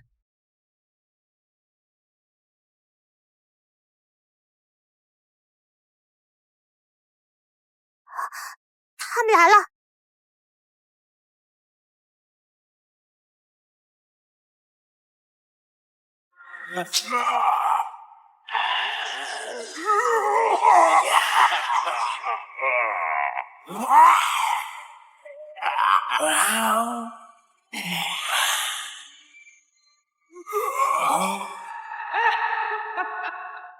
信息屏蔽解除。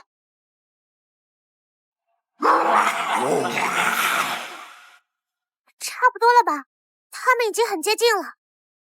再等等，我们在这里埋葬的越多，他们要面对的压力就越小。好，那我等你信号，你只要一引爆，我就立刻把你拉进暗影界。闪光术。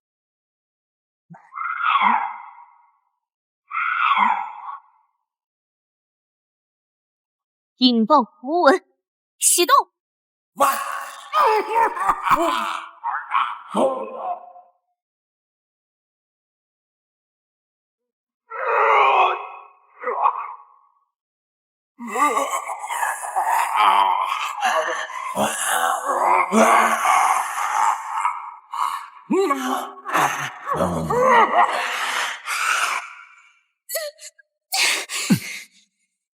结束了吗？不，还早着呢。没被砸死的畸变体会吸收同伴死亡时所散发出来的魔能元素。马上他们就会往我们这里来了。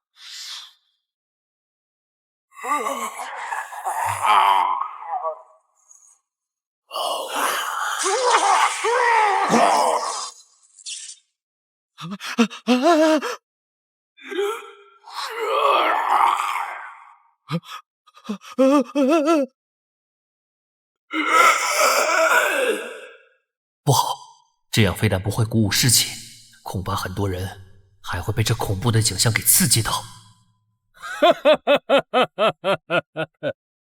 有意思哦，有意思的很呐！快看啊！这些家伙被炸得在地上爬来爬去的，最后还被自己人给踩成肉酱了！哎，你说，咱们当初怎么会让这种玩意儿给吓住的啊？拜托，帮个腔啊！我一个人好尴尬的。其实不应该嘲笑弱者，他们现在这么狼狈，只不过是因为我们借助了祖先的智慧。弱者？对呀，菲利普骑士说的对，我们在害怕什么？这两位骑士都是人才啊，尤其是这个菲利普，平常看着那么严肃正派的一个人，却没想到是个捧哏。哼，等消灭了这些怪胎再庆祝吧。人注意，举剑！是。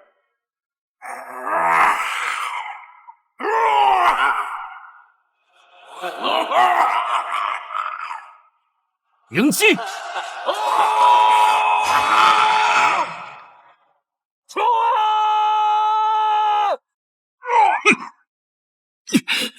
这是我们的第二次交锋，上一次是在龙岩焚毁的塞西尔里，用的是凡铁，对付这些刀枪不入、恢复你超群的畸变体。这次不一样了。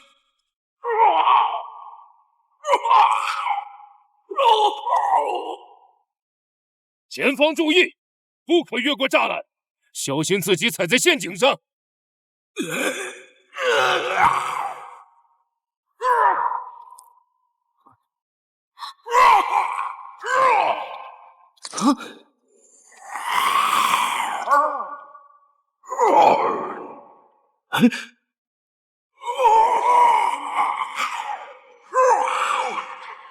不对，他们好像有新的目标了。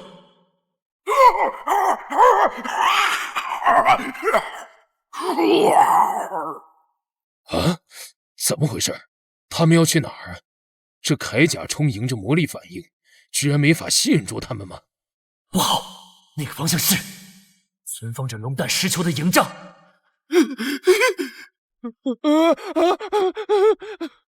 瑞贝卡，带着你的卫队跟我。妈妈耶！啊？这怎么还有怪物呀？救命啊！谁来救救我呀？原来这玩意儿还可以自己跑出来吗？啊！当心！让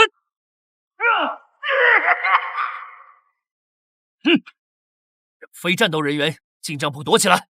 是。妈呀！就这一锤就倒的帐篷，躲起来有毛用啊！战斗人员，全力牵制畸变体！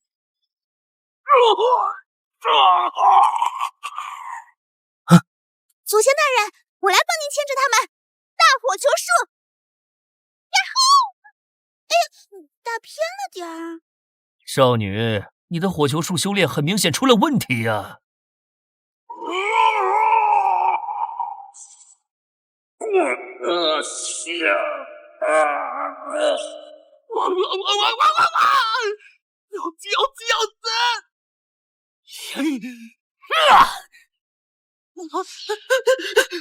糟糕，飞不动了！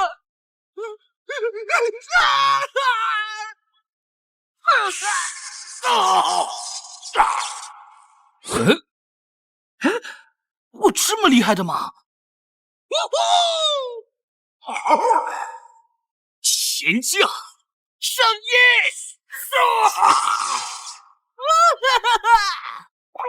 哈哈，我还真是白担心他的安危了。